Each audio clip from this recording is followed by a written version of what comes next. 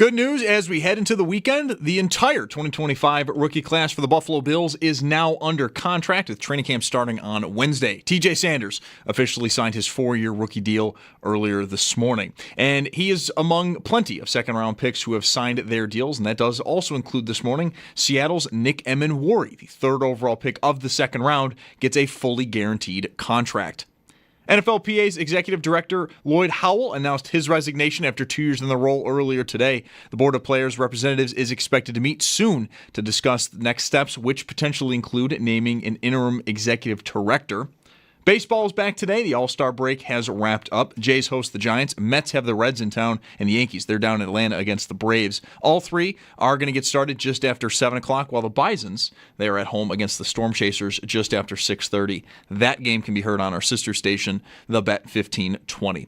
And then day 2 of the Open Championship is underway. Matt Fitzpatrick and Scottie Scheffler tied at the top at 9 under. Scheffler still has 2 more holes to play. And for more on the Open and the Porter Cup, tune into a 2-hour edition of Tee to Green tomorrow morning from 7 a.m. to 9 a.m. live from Niagara Falls Country Club. Stay tuned. Brian Kosial is going to join the show at 4 for more on the Open and the Porter Cup. That's your Paddock Chevrolet Sports Update. Paddock Chevrolet celebrating 90 years of being your hometown dealership. I'm Zach Jones for WGR Sports Radio 550.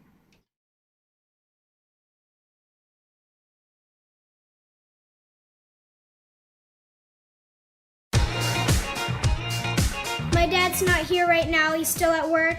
So I'm going to blast him. Mike Schopp and the Bulldog. I'm going to see if there's a clean version so that my parents and the people at my school will not get mad at me. We've got the spritzer filled with water just in case if stuff gets too fire. I'm going to set up the speaker and I'm going to listen to Mike Schopp and the Bulldog. I think this is the best Mike Schopp feature that I've heard in a long time.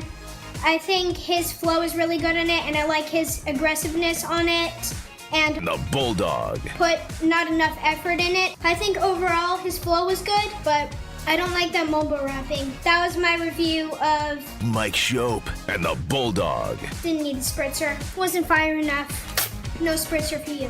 No spritzer. Hi there, another great Summer Friday. I'm Mike Schopp. Thanks for listening today. All week, Bulldog has been off. He'll be back with me on Monday.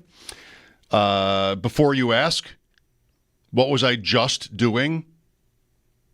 I was verifying my identity to DraftKings by entering a 6-digit code that was texted to me that, by the way, don't even ask for it because they do not want me to tell you what that code is. How serious is that? Every time you get one of these text code ID entry things, these little pass keys, I'm sure half of those words were probably not quite right for what I'm describing, but they always tell you, in very all caps, bold, do not share this code number with anybody. What happens if you do?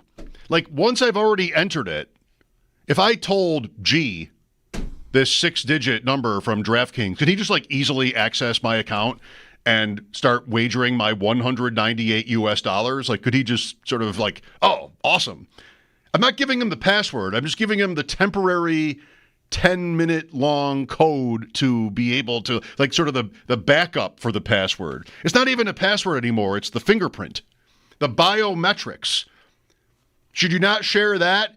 I should make sure not to send a picture of my fingerprint to anybody because that would be worse, I think. But they're very serious about how whether it's a betting app or anybody, how you should not share that information.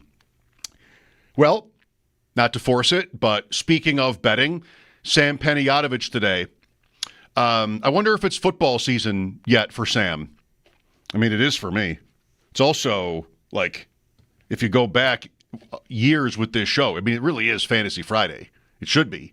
It's Friday, and it's mid-July. They're in camp next week. That's kind of, perfect for it, but believe it or not, I have no sort of fantasy-specific plans today. I know, it's shocker. We will talk to Tyler Dunn, and Tyler recently wrote about Dalton Kincaid And Kincaid, maybe Tyler too. Tyler loves his tight ends. Fired up for Kincaid to, really emerge as a guy that looks like somebody you would spend a first-round draft pick on. He really hasn't yet. Would you disagree with that? 803-0550. He really hasn't yet. It's always this, and it's not to say like the player is, it is to say that the player is maybe never 100% responsible for it, but it's also usage, like we had a long stint early when Kincaid was a rookie where it was Ken Dorsey then, who sort of ironically we were told was who wanted Kincaid for the offense, but really couldn't figure out what to do with him. And everything was at or behind the line of scrimmage. Like it was just, why would you ever invest a draft pick as high as round 1 on a guy that you're not going to let run real routes? I mean, that seemed weird. Dorsey then left. That got a little bit better later that season. Last year you had injuries, and it was kind of mixed. It was both, where you had, there were times when Kincaid was used down the field. The last time, I believe, we saw him used was the last Bills offensive play of the season in Kansas City. And, there is a debate about, and maybe it'll be like 13 seconds when it'll be one that we think about and remember until the Bills actually get over the hump. Until they do, those games at Arrowhead will sort of always stick with you and bother us. How bad a drop is that by Kincaid? Like, I have had a tough time ripping him for it. I mean, not that I'm trying to find a way to. It's not like that. But I've never thought of that play as, to use one word, egregious. But there are people who do. And he did have his hands on the ball. And what's your job, right? So that, I'm sure, is part of, I know it is because I've read it, it's part of what the focus is when it comes to Kincaid. My issue with him is not that he dropped a pass to end the season or that he's been used in kind of complicated or confusing different roles by the Bills. It's that, and I've said this a lot, but with Shakir, I don't know what Kincaid's path is to success unless they use either Shakir or Kincaid out wide, and both would be weird. So I don't really know how he has a chance at a big season unless Shakir is injured. Because why are they going to take him out? Just one more day of contemplating the Bills' receiving unit in just having a tough time understanding it. But hey, so far it's worked, and here we are on to another season where I got into my DraftKings, so they sent me the 6-digit code, which I won't share with you. They are tied for the favorite to win the Super Bowl with Philadelphia and maybe also Kansas City. There were 3 teams at plus 650 that I saw. The Bills are tops in the NFL on this same aforementioned app to win their division. And that's coming as no surprise to you. We've talked about this a lot. At one point yesterday, I brought up, does anybody want to push back on how I feel I'm pretty kind of relaxed about the AFC East?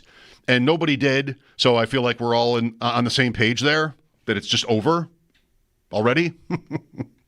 Look out. Hope you're not superstitious. The Bills are minus 280 to win the AFC East. If you don't speak DraftKings, that means you would have to wager $28 to win 10, or 280 to win 100, which I'm guessing my upcoming guest, Sam Panayotovich, will agree is a terrible bet. There are way more interesting and fun and potentially lucrative ways to bet on favorites than just sort of lay the 280 to win 100. I would never. But it is easily the biggest favorite in the league to finish first in their division. Second is Baltimore at minus 150. Think about that. The Ravens with the Bengals in their division, and by the way, a refreshed Pittsburgh team. Rodgers, TJ Watt is back, Jalen Ramsey, DK Metcalf. I mean, the Steelers are always decent, at least by record. The Ravens are the second shortest odds, we would call this, I believe, to win their division behind the Bills, and it's not close. But Buffalo, like if you do dabble in this stuff, what do these numbers mean to you, or what would you do with them? Buffalo minus 280 to win a sixth straight AFC East title. Okay. New England plus 475. Miami plus 750. The Jets, sorry, plus 1,800. This is the time of year, and maybe this, I'll say somewhat in my defense, maybe this is from many, many years of Bills and even Sabres teams that are expected to lose, where you kind of, don't we do this? Like if you go back to the drought, you kind of figure out ways to believe that they can win. Not just like Tom Brady gets hurt either, just sort of this, and this, these things go right, and it happens. And I find myself doing that. Like yesterday, I had a guest on from Cleveland, Spencer German, and was all sort of like ready to pitch that the Browns might not be terrible. And he's like, oh, that's interesting, because I kind of agree. And then we started talking. I'm thinking like, no, I think they're terrible. Like this, I looked at the schedule, and I sort of had talked myself out of it right away. And I do this with the Jets kind of on an annual basis. I mean, last year they were literally the division favorite when the season started, which is wild to think about, as bad as they were. But plus 1,800, new coach, new quarterback, still talent, rookie of the years at offense and defense, Garrett Wilson, Sauce Gardner, Breece Hall would have won it maybe that same year Wilson did had he stayed healthy. And they've addressed the line, like maybe they're not so bad. But this is what I do every year with certain bad teams. With the Browns, when the Browns were, oh man, Hugh Jackson, like they were either headed for their winless season or coming off of their winless season, and the betting line is like 4.5 wins. I'm like, oh, that's telling you these guys are going to be good. And that did not tell you that. They have to give you a number that you might want to go under. If it's 1.5, I don't think anybody is betting the under on an NFL team, but 4.5, you can do it. I mean, Cleveland's number this year is a little bit like that. I'm not excited. I'm, like many, very curious to see what the Patriots look like. In fantasy, everybody is hot for Drake May. And I think that might just be in general. Like everybody is hot for Drake May. And are we sure? I mean, rookie year was pretty good. We've really talked ourselves into Drake May as a society. Athlete, Vrabel we like. Do we like Josh McDaniels for New England? The bull cases, as they say, for the other AFC East teams, not factoring in something serious going wrong for the Bills. The Bills could have a season. I read, I'll get to the point there, but Pro Football Network sends me essays like every day, and I always read them.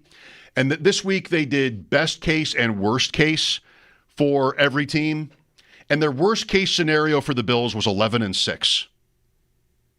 An Allen injury, of course, could really undermine that. But not predicting that, which doesn't make any sense to try. 11-6 being the worst case scenario for them. And we've seen that. 2 years ago, that was their record from 6-6, where they were sloppy. They lost the game in New England that year. They lost to Denver in that Monday night game. What a loss. Maybe the worst loss they've had with Allen here. That Monday night game against the Broncos, where too many men on the field for a field goal attempt. And what an awful loss that was. That was a season where were they about as good as last year or previously, where they were winning 13 games or so? I would say yes. But it just fell that way. 11 wins. That season can always happen. I mean, as well as they've done with their roster and with just sort of covering all their bases, that happened to them 2 years ago. And how? Just little things went the wrong way, special team stuff like that play against the Broncos, and you lost 6 games. And other teams, you can't control other teams, like you'd want to either. I mean, maybe somebody's just better than you expected when you looked at the schedule. And maybe that's New England. You wouldn't have that was Mac Jones. You wouldn't have expected the Bills to lose to New England that year, but they did. So apart from a season where the Bills have a major problem that affects the whole landscape, how do the other teams in the AFC East get there? New England does it through Vrabel, Drake May taking the leap in year 2, Diggs healthy, Travion Henderson, Kyle Williams, added rookies, and defensively they've got some good players. They just become a team that's pretty tough to dominate. Defense holds up, and they get plays out of their offense, and the schedule isn't bad. We've done this with the Patriots. It starts pretty favorably. If they're decent out of the gate, home to Vegas, at Miami, home to Pittsburgh, home to Carolina, then they come here, and then it's the Saints, the Titans, and the Browns. Arguably the 3 worst teams in the NFL. New England could be 7-1. That's lofty. But they pretty easily could be 5-3. Pretty easily. I think I would predict it. Maybe Sam knows a way to get odds on New England's record over under 4.5 wins through 8 games. Then it's Atlanta and Tampa and the Jets. I mean, that's, where are we, 7-4, something like that for the Patriots? So apart from knowing that this would be a bet against the Bills, I like the idea of being on New England because of the schedule. Then it's the Bengals and the Giants after that. 8-5 is a totally believable schedule for them. And then it's harder late. Bills, Ravens, then Jets and Dolphins. So 10 wins isn't nuts there. I think the bull case for the Patriots, best case scenario, I haven't read their section on the Pro Football Network essay, but it's that May is actually good. The team is under control. It's organized. It's not like Gerard Mayo is their coach anymore. It's a serious coach. And they take advantage of a weak schedule and are a playoff team. I could see it pretty easily. Miami, best case on Miami, where the vibes have been the opposite, mostly, this offseason than New England. People are ready to accept New England as like a playoff contender, not so much a championship contender at all, but a playoff contender. Miami has turned people away. They've had losses to the roster. Armstead is big. Offensive line, of course, the Ramsey trade. They get Minkah Fitzpatrick. What happens to their overall? Does Tua hold up? It's the same talented and fast but shallow offense in terms of skill positions. Jonnu Smith is traded if you care. What happens to the Dolphins is line holds up. Tyreek Hill is still Tyreek Hill. And we've seen when they're able that they can be really dangerous. And so that would be it for Miami, whose schedule, by the way, welcome to the AFC East. Their schedule starts Colts, Patriots, at the Bills on the Thursday night in week 3, Jets at home, Carolina, Chargers, Browns, Atlanta. Like that's their first half. And that if they're not bad, that could be 5 or 6 wins too. The schedule is so interesting this year because it looks like in a lot of these cases, teams have pretty easy-looking first-half schedules, and then it gets rough. I think the Ravens are interesting in the role they play for this. They play Miami in Week 9, New England in Week 16. If you want the Jets for this too, that's in Week 12. Of course, the Bills in Week 1, but nobody's expecting the Bills to be bad. So you look at these schedules, you don't see Baltimore until you get into November or December, and that's big. When you play the Bills, I mean, who is it? The Bills play, division-wise, they play each of their 3 division opponents early once and then mid to late once. Weeks 2, 3, and 5 are division games for the Bills this year. So Miami's best case scenario is Tua is healthy and smart coach comes up with some new stuff that keeps defenses on their heels, and maybe they take advantage of 150-degree days in Miami, and they roll, at least for a while. Second half is always a different story for the Dolphins. And then the Jets, and they're the most interesting one, I think, of these for me, is that it's so new. Here for me, I made this case with Theo Greminger a couple of days ago on one of his 17 podcasts. It's this. It's, okay, so you're going with Justin Fields now, and everybody's knock on Fields is he hasn't been able to see the field quickly enough to avoid trouble, to avoid sacks and mistakes. And so that's the bet against Justin Fields. I think, though, if the Jets have a functional offensive line and Breece Hall is good, which I think he is, and Fields is a dynamic runner, they could become kind of a different sort of challenge for teams where the Jets might end up running the ball more than anybody else in the league. And if they're bad, they won't get away with it. But if they're good, that could really be interesting. And so, I mean, I think with Fields, like, he's got the processing part that works against him, but he can throw it. I mean, he was an early first-round pick in the NFL as a quarterback. He can throw the ball. And Garrett Wilson, who was his college teammate, by the way, is a great receiver. If that's simplified and Fields and Wilson are able to click, then they could be a little bit interesting. And what do they go? Steelers, Bills, Bucks, Dolphins. Their schedule isn't the same sort of bottom-heavy as the other teams. Dallas, Denver. The Denver game is in London. Carolina, Cincinnati, Browns. I don't know. What would be good for the Jets would be a season, apart from the fact that they would deprive themselves a high draft pick, which might be best for them, would be a season where they're around 500 by the time they get to, Thanksgiving even, that late. One of these teams being really bad is really good for the other two.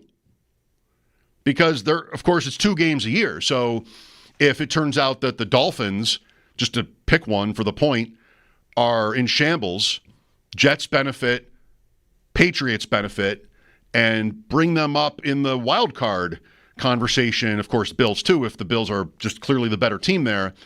So that could be something else to think about with the AFC East. But they are, Buffalo, easily the biggest favorite to win their division. If I can sort this quickly just on the fly, Baltimore 150 would be second, Philly 130, minus 130, Kansas City minus 120, Tampa minus 105, then all the other favorites are plus money. Houston plus 110, Detroit and San Francisco to round it out at plus 150 each.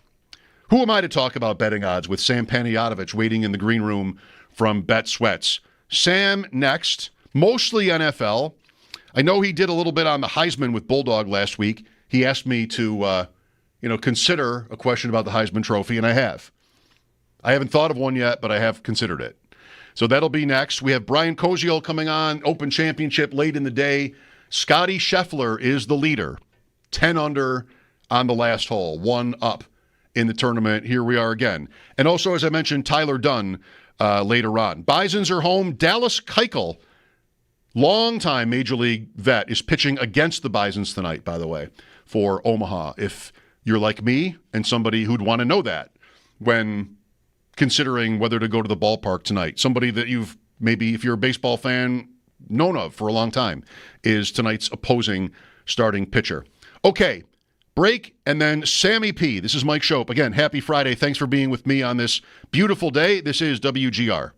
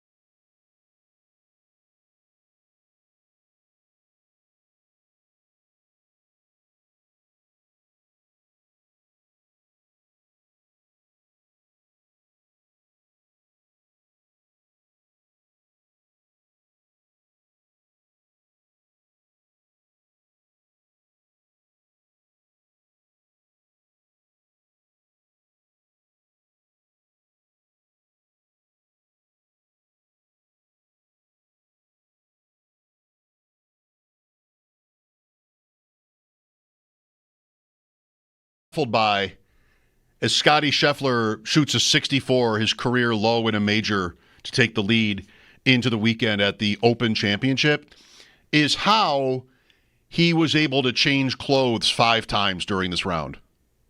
I mean, I don't think he necessarily changed his pants or his underwear or anything like that. I think that would have been a bigger story. But, I mean, he goes from the hoodie to, then it warms up, to the polo, to then there's like the slicker, and then there's the hoodie and the slicker. Is it the same one? Is it already wet? They said he changed clothes like 5 times. I will maybe have, depending on, the forecast, a jacket in my bag or never a hoodie. It's golf, but times have changed. I might have like a garment or two. I'm also in a golf cart. And, at some point, the bag just becomes unwieldy when you have your closet. And does the closet fit into the bag? I don't know. I mean, I know these caddies are good. They had to have how many now he's changing his clothes in the scorer's tent. How many wardrobe changes do you actually prepare for at the Open Championship? Probably this is the tournament where it would be the most. Well, that for now will have to go unanswered unless our guest on the Western Hotline, Sam Panayotovich, happens to know the answer to this question. Sam, how well versed are you in wardrobe changes at majors? I'm not, but if you would have gave me 3.5 over under, I probably would have taken the over.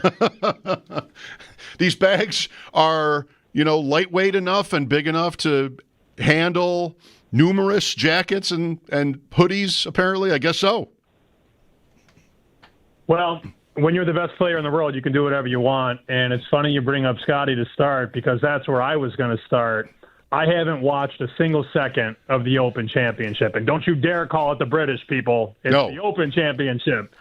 Anyways, I saw Scheffler this morning. I slept in a little bit because we're off again this week for the All-Star break. I looked at my apps about 8:30 in the morning.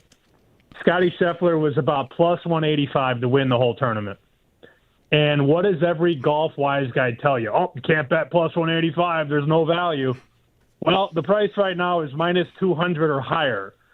So I didn't pull the trigger, and I kick myself when a guy like him is so well versed. His form is good. He's as dominant as it gets, and I still talk myself out of it because I can't bet plus 185 on a golfer. Well, moron, now it's minus 200. So I always do this to myself in golf, and these are what the sharp golf people always tell me. You can't bet favorites. You can't bet this. You can't bet that. And as we talked about pretty much every major this year, usually the good guys are right around the top. So is the lesson here now, Sam, you definitely can't bet them at minus 200, or that you should? I would now, because I'm in a total mathematical pretzel and I already missed all the good numbers. I would wait and see if maybe he kicks a couple holes early tomorrow. The issue there is that, you might have to get up at 5 a.m. on a Saturday. I don't know when he's going to tee up. I'm guessing. Well, actually, now that I know that it's Saturday, it'll be late. Now that vacation mode is in full throttle over here, Mike. Yes. So you don't really have that ability to get him at a plus price anymore. Now, if he comes, 5 over in the first 9, he'll go out to plus money, but you're probably not going to get a chance to get him at plus money the rest of the way because the liability just builds up and builds up and builds up. So I wouldn't lay. I mean, if I didn't want to take plus 185, I'm not laying 200.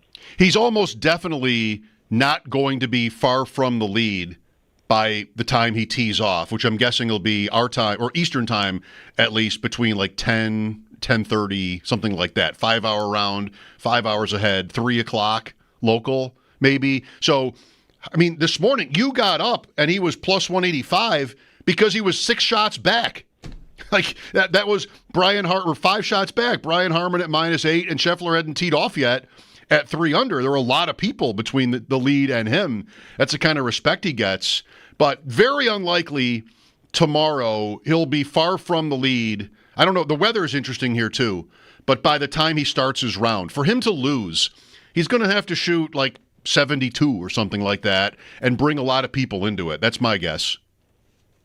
What I would really like, and we'll see how this round concludes and we'll see exactly the standings after 2 days at the Open, I would love for one of these books, BetMGM, whoever, to just put out a market Scheffler against the field. Yeah. That would get my wheels spinning, because if you're going to tell me Scotty's minus 200 to win, you could probably, if somebody were to calculate a price, it would be very close to that number, of course. That's the question. Would you take the field if you could get plus money of all the guys? I love and hate that bet. It goes back to the Tiger years. On this show, we have been doing running a game. You might know about it. We've talked about it probably in passing when the majors come around, where Bulldog and myself and a third person, Brian Kosial, one of our golf guys, take turns picking 10 players from the field, just looking for the winner. That's it. And we've handicapped it. So if you pick one of the 3 favorites, you get half a unit. And if you go outside the top 20 favorites, you get 2x. So it's a really fun bet. Scheffler is ruining it. I mean, this is what Tiger did to fantasy golf 25 years ago, where he was literally one big one I played in. I know I do go back that far. One big one I played in those years, like, you were not allowed to take Tiger. And Scheffler, I mean, he's not quite there yet, but Scheffler versus the field, Sam, is reminiscent of Tiger versus the field bets. And he's priced very similarly in a lot of these tournaments. Now, the only thing that has made him, I guess, less expensive is because Rory finally won the Masters this year. So there was a huge Rory tax the next 2 majors that kind of pulled, financial liability away from Scotty. But I'm curious, going into next April at Augusta, what do we see on Scotty? Because Tiger in his prime, like late 90s, actually, let's push it forward, like 2002 Tiger, he's minus 200 to win a major. Yeah. So that's like when Garrett Crochet starts for the Red Sox. That's the mathematical equivalent. Crochet at home against the Royals. As I bring up Rory, though, see, this is why I hate gambling, because I look at the board and I look at the market and I see Rory at 30-1. And I think, there's a good number on Rory, but he's probably not going to win. But you're always enticed by the right number. I've loved so many golf bets through the years, and I've never won a single one, because they're always... Never? Well, maybe not never. Sometimes you get to, numbers that are even crazier than that on guys that are like top 20 in the world, and, they threaten, but winning is winning. Like, you're going to have to stare this guy down, not just... play well and have a good showing. You got to beat him. And that's the hard part, isn't it? Like, you can pick a guy who comes in at 50-1. He had a great week, but he has to win. He's been top 10 12 times this year, and that number will go to 13. I feel pretty confident in that. I don't know if he's going to win. He's favored to win. I would be stunned if he fell outside the top 10. But if you go back to, let's go to the Texas Open, which wrapped up at the end of March. Here's the way he's finished. 2nd, 4th, 8th, 1st, 4th, 1st, 7th, 6th, 8th. Wow. That is the definition of consistency, Mike. Wow, it's so good. I want to share this too. And by the way, Sam and I did have, as usual, a short chat before the show. And the one thing he told me was, I haven't seen a minute of the golf tournament.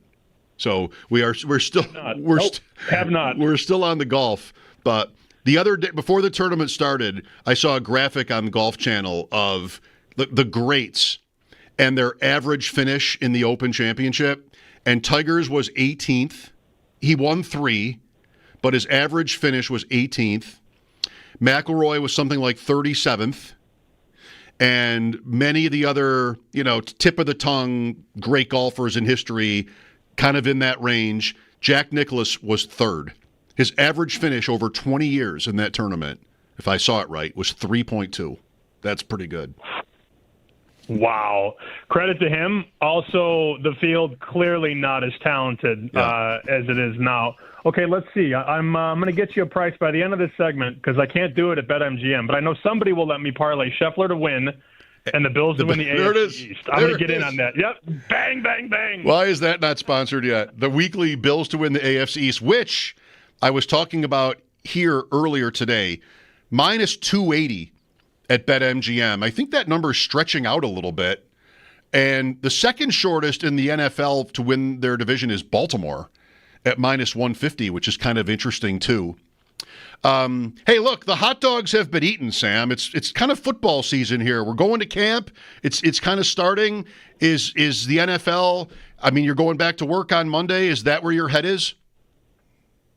Oh, 100%. I was looking at my Fox Sports, not that I look at my history of stories written, but before I came on here, I'm looking the last, 4 of the last 5 stories I've written are football. One is hot dogs. 3 NFL, 1 is hot dogs. Correct. You're right. 1 is hot dogs, 3 NFL, 1 college football. So we're getting there. And ironically enough, there we go. Scheffler to win the Open and the Bills to win the division, plus 110. That's a winner. That's probably a winner. Anyways, I digress. Wow. You're noticing when you log into the apps now, whatever app you use, they're starting to slide NFL towards the front. Yeah. Yes. A couple of weeks ago, it was Major League Baseball, and then it was NBA Summer League. And now it's like NFL is in slot 3 or 4, depending on the book you look at. Still in front of NCAA football and NBA, but we are throttled up, man. And I'll tell you what, They wanted us to write about a team that nobody's talking about, and that's always a complex, editorial angle. Like somebody's talking about it, but I guess they didn't want the Eagles, the Bills, the Chiefs, the Ravens. So I was looking at Cincinnati, and humor me on this one. Cincinnati to lose in the AFC Championship game, not win, lose, is 10-1. Is that the worst idea? No. They'll have a very tough time getting home field. I mean, that's pretty much an understatement, but like, what are we talking about for the Bengals? Likely a wild card. So they get the 5, they win 11 games. Baltimore wins 12. They get the wild card. They go to Indianapolis. I didn't want to say Houston, just make it too obvious. So they go to Indianapolis 5-4, and then they win one more. Then you're in that game, and then you can win either way. If you make the game, you'll win either way. Yeah, because if they were to get to the AFC Championship game, which we've seen before, and Burrow's the only guy that's knocked off Mahomes in the AFC playoffs. Yep. I would probably guess, let's just say it's Cincy at Buffalo or Cincy at Baltimore. Those are the 2 highest power-rated teams in the league. I'm going to guess right now Buffalo is a 4-point favorite, 4.5 at home. If it were to get that far, I don't think they'd be a touchdown dog, but then I could just bet Buffalo to win the Super Bowl, and then I'm guaranteed to have a team in the Super Bowl. Well, I'm guaranteed to win one way or the other, right? Like I'll have Buffalo in the Super Bowl or I'll have the Bengals to lose. So, yeah, that's just a number because you look at the prices on Buffalo, Kansas City, and Baltimore to lose in the AFC title game. It's like 4-1, 5-1. So you're trying to get creative with these stories, and I kind of put the lipstick on the pig of how great Joe Burrow was last year. And in case anybody forgot, I mean, holy crap, almost 5,000 yards, 49 touchdowns, and 7 picks. And Chase, who I know you like, you're taking in a lot of your fantasy stuff. It's hard. He had 1,700 yards and 17 touchdowns. Yeah. So, I mean, the offense is there. They also lost, 4 games by 1 score? Well, right. No, more than that. No, more than that, but they lost 4 games when they scored 30 points. So It's just eventually that's going to regress in their favor, one would think. They lost the 2 Baltimore games, both. One was 35-34 on a missed 2-point play. The other was in overtime after they missed a field goal, 41-38. So, yeah, they could have ended up. I got the number. They could have ended up better. I got the number here. What's that? Sorry, Mike. I got the number. They lost 7 of their first 8 one-score games. Remember Jaden Daniels on the Monday night to McLaurin, that prayer in the end zone to beat him? That was another one. Week 3. Mm-hmm. Sam Panayotovich on the West Her hotline. The Chiefs. So I had a conversation yesterday with our guy in Kansas City, Alex Gold. And, we've had sort of 2 years ago when they made their run, on the road through Buffalo and Baltimore, you had a community of people, maybe including Joe Ostrowski, who were like, careful, you want to bet against them, go for it. You want to not take the Chiefs as an underdog, getting points, okay, but, do so at your own peril. And they got there. And then, they lost the Super Bowl, but they kind of did it again despite struggling all season. Do we want to tempt fate this year with the Chiefs? It's a good division. They're going to find decent odds on other teams there. Are we ready this time to, again, tempt fate and bet against Kansas City? I've done this 6 straight years now. I just bet a unit on them to win the Super Bowl every August. I just it's the easiest bet collectively, of course, because if you've done it for 6 straight years, think about the rings they have, and then think about the times they lost in the game. So you get a good you get a good spot though. If they're in the Super Bowl, you could either free roll it or hedge it or whatever. You could put yourself in a great spot. Yep. Let's see. They're still cheaper. It's so funny. They won 3 Super Bowls, and they still have longer odds than both Baltimore and Buffalo. I don't mean to laugh. It's just very funny to me. It's the same thing with the Patriots. This is the same situation where they're good enough at coach and quarterback to get there. The question is the math good enough? But 3 years ago, they're 5-1. Now they're 8-1. But I will say, I do think that this beginning of the schedule for them is no walk in the park. They got to go to Brazil week 1 and play Harbaugh. Brazil. And the Chargers. That's not an easy start no matter who you are. No. So you start the year. Here's how you start the year if you're Kansas City. You play the Chargers in Brazil. Then you get the Eagles. Then you go to the Giants, which you should win. Then you play Baltimore. Good Lord, man. Keep going. 3 of those 4 could be losses. Keep going. At Jacksonville. Then you're home against the Lions. Yep. So this would be a team maybe more than any other year, because last year they started gangbusters, and they were winning like every game. If they start 2-3 or 2-4, I remember the year they went to the Super Bowl early in Mahomes' career, and Trent Dilfer was like, "Oh, the Chiefs dynasty's over" after 4 games, and then they go to the Super Bowl that year. So you could probably, if they were to lose 3 of their first 5 or 4 of their first 6, that 8-1 becomes 14-1, and then you could bet it. Then you could buy low.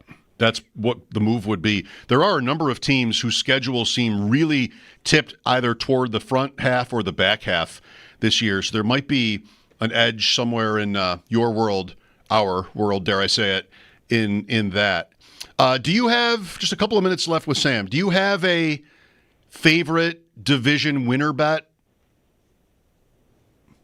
Aside from the elephant in the room? The Bills? You're not going to bet them at minus 280. Yeah, that. Yeah, no, I'm just parlaying it with everything not nailed down. Right. Man, if you're looking for a price, I don't think. We've talked about this now several times. You, Bulldog, and myself. Dallas.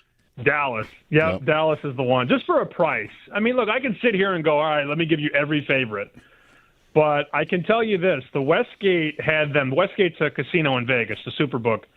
Westgate had them as high as plus 830 about a month ago. Somebody walked in, a guy who wins, a guy who I know, and bet $5,000 at plus 830. And they moved it to like 750 right away. It's to win about 41,000. Now, he got a much better number than market right now. But if you can still get that 650, 675, like Caesar Sportsbook has a 675 on Dallas, that's not a bad bet, Mike. I like it too. MGM, I have it at plus 550. Now I feel like a chump, but plus 550 at MGM still. That's longer than Pittsburgh. That's longer than some New England. It's longer than some kind of maybe bad teams. And I don't know. I'm excited about Dallas. That's also the fantasy player in me talking with George Pickens. They could throw 1 billion passes this year.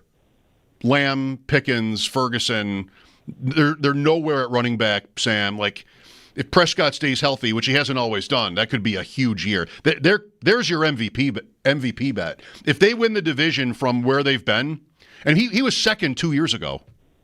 Like if you're trying to find somebody at playable odds for MVP, it's that guy. And there's also the built-in narrative that he was hurt last year to play in the year angle. Look, when he's on the field and Micah Parsons is on the field, they win double digits. I think people doubt the coach or have questions about the coach. I understand it. But, look, there are worse receiver rooms in the league, CeeDee Lamb and George Pickens, and they love the tight end there. Dak is very good, play action, just got to stay on the field. I was going to ask you a question, actually. Go. Chase, 12-1, Jefferson, 16, Nakua, 16, Offensive Player of the Year. Which one excites you the most?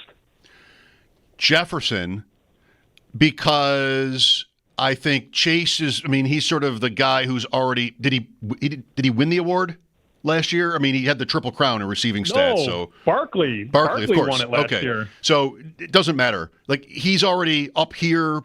He's the favorite for a reason based on last season. And I think with Jefferson, the skepticism about J.J. McCarthy is baked into that. And I don't know. Love the coach. I can buy the player. I could see Jefferson still being Jefferson. And Nakua, I know you have loved him. I'm not against that. But with Devontae Adams there, I think he has a tougher time compiling. So Jefferson, they're all around the same price. I'd pick him. Yeah, I might bet smaller amounts. I might bet all three, but I can promise you now, I know we're a ways away, but Monday night, week 1, I will have a massive bet on the Vikings to go into Chicago and win on the money line. There's one thing we know from Bet Sweats. They're not with the Bears. The Bears are going to have to do something good first, which is, again, reasonable. Very good. Sam, thanks for a nice conversation. We'll talk next week. All right, guys. See ya. Sam Panayotovich, Odyssey Betting Insider, BetMGM for all the latest odds. And you can check out Sam with Joe Ostrowski weekday mornings 9 to noon on the Bet 1520 and the Odyssey app. Then again, if you do not want to bet on J.J. McCarthy, who barely threw a pass at Michigan, to be prolific as a passer, then I guess stay away. I'd love to draft as much Jamar Chase as Sam thinks I'm doing, but you have to have the first pick. You kind of have to have the first pick to get Jamar Chase most of the time. Fantasy Friday, there you go. We'll get back to the Open Championship and a little bit on how things are going at the Porter Cup with Brian Kosial after the next break. Tyler Dunn will join me later. This is Mike Schopp. Thanks for listening to WGR.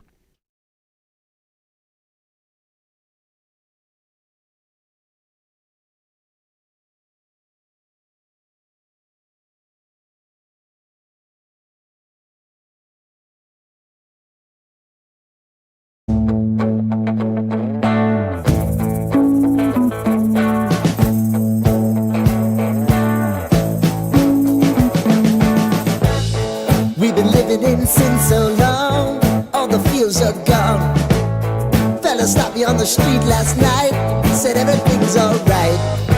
Roller coaster, make it through the day upright. It seems your meal ticket is gone, but life goes on. I could never imagine something better. Yeah, right. Now you're cooking on high heat in the middle of the street. Roller coaster, take me to a better time.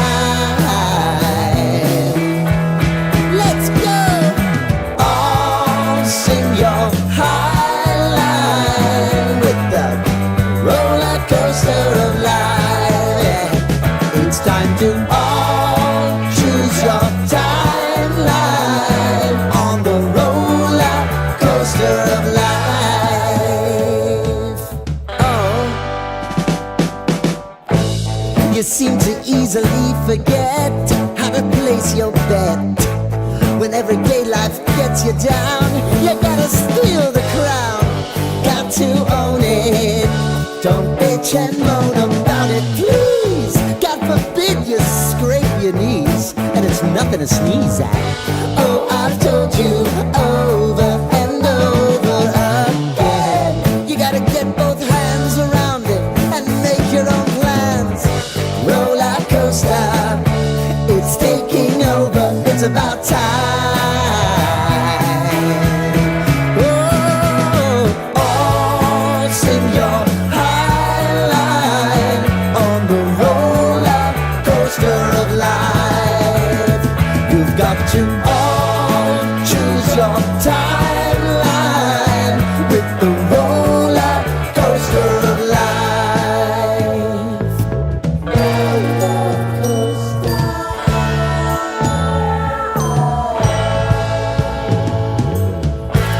I want to go down the rabbit hole, down the rabbit hole of life.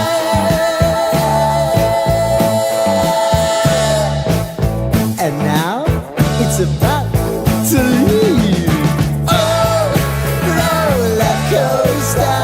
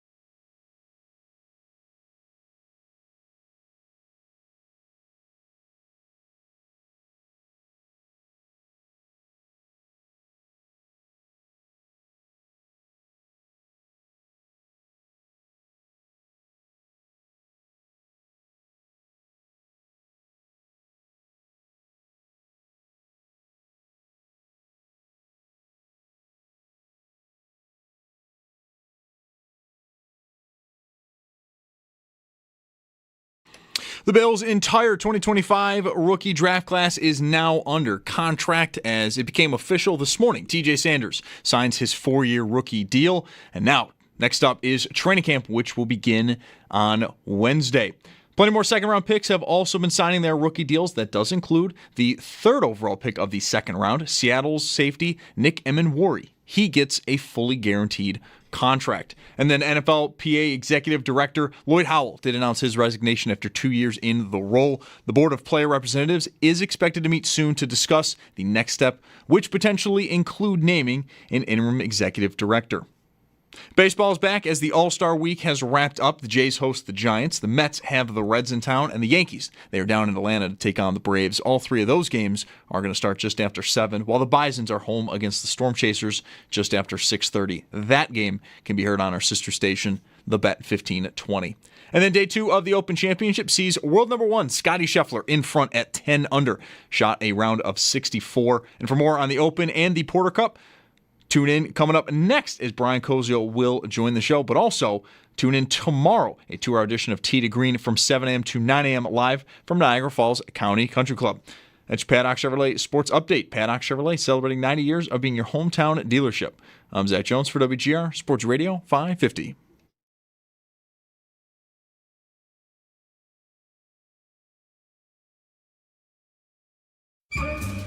It's Mike Schopp and the Bulldog. Happy, the ball itself has its own energy, or life force, if you will.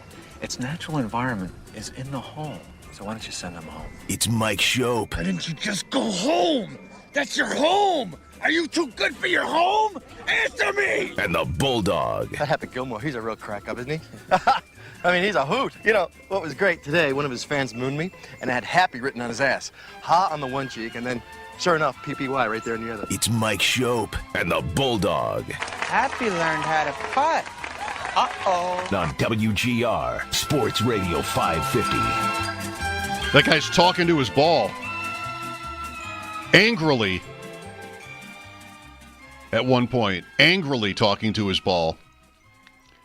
In my wonderful few years of playing golf with the McEntees in Rochester every weekend, or for a while there, kind of every day, John and I had words over whether you should talk to your ball. He is a big talk to your ball guy. Sit! Look, it's not a dog, right? It's a golf ball. It's not listening. You know me, analytics and everything. What difference does it make if I talk to the ball? It's like, well, how are you going to get it to do what you want? Like, well, one idea, a good golf swing. It's like, well, you lack that. So otherwise, how are you going to get the ball to do what you want? You gotta tell it what to do. Different schools of thought on that. Brian Kosial along, Tee to Green. He joins me on the West Her Hotline. Brian, are you a talk to the ball guy on the golf course? I am not, but I definitely probably talk to myself. Yes, like, do. You idiot, or that was awful, or what are you doing here? Like, I think I do a little bit of that probably while I'm playing. Yeah, that's okay. That seems like that could make sense. You got to be good to yourself, be gentle to yourself, but still, like, at least you might listen. The ball. That's correct. The ball will not listen. Do exactly what you did with the club. So talking to it doesn't. You've lost the impact you can have on the ball once it hits. Once it leaves the club that you are swinging, right? So yeah, it's still your responsibility. It's not the ball. I think so too. Well, we'll continue to debate that for the rest of time. Scottie Scheffler in the lead, and I think they might be done, just about done as we speak now with the second round, which I'm bringing up because the cut line was really close there between +1 and +2, but it looks like the +2s are in trouble. Brian, for the purposes of our game, pick 10, Scheffler, and I recognize this tournament is only half over, is encroaching on the Tiger Woods territory where in betting circles, fantasy golf during Tiger's peak, you might have had, like, you had to leave him out. There might have been a rule where you can't pick him. Tiger Woods versus the field kind of action. Scheffler is kind of ruining our game. Yep, he's definitely becoming one that is an automatic pick. We should turn it into pick 9, and you get Scheffler for sure. Yes, it basically is that. Yeah, I mean, who's the last guy that hasn't taken him? I mean, we probably got to go back at least 4 years. I think we've taken him every single time. Yeah, I think I'm loving. I loved watching today. I thought it was great television. The change in the weather, I know I said it yesterday, I think is making for some interesting golf. And there's a lot of interesting stories at the top, whether it's Lee or Fitzpatrick or even just that next group. That there's a big group at 5 under with like McIntyre and Hatton. and English, and then you've got a bunch of big names in that like 4-3-2 area with McElroy in there too.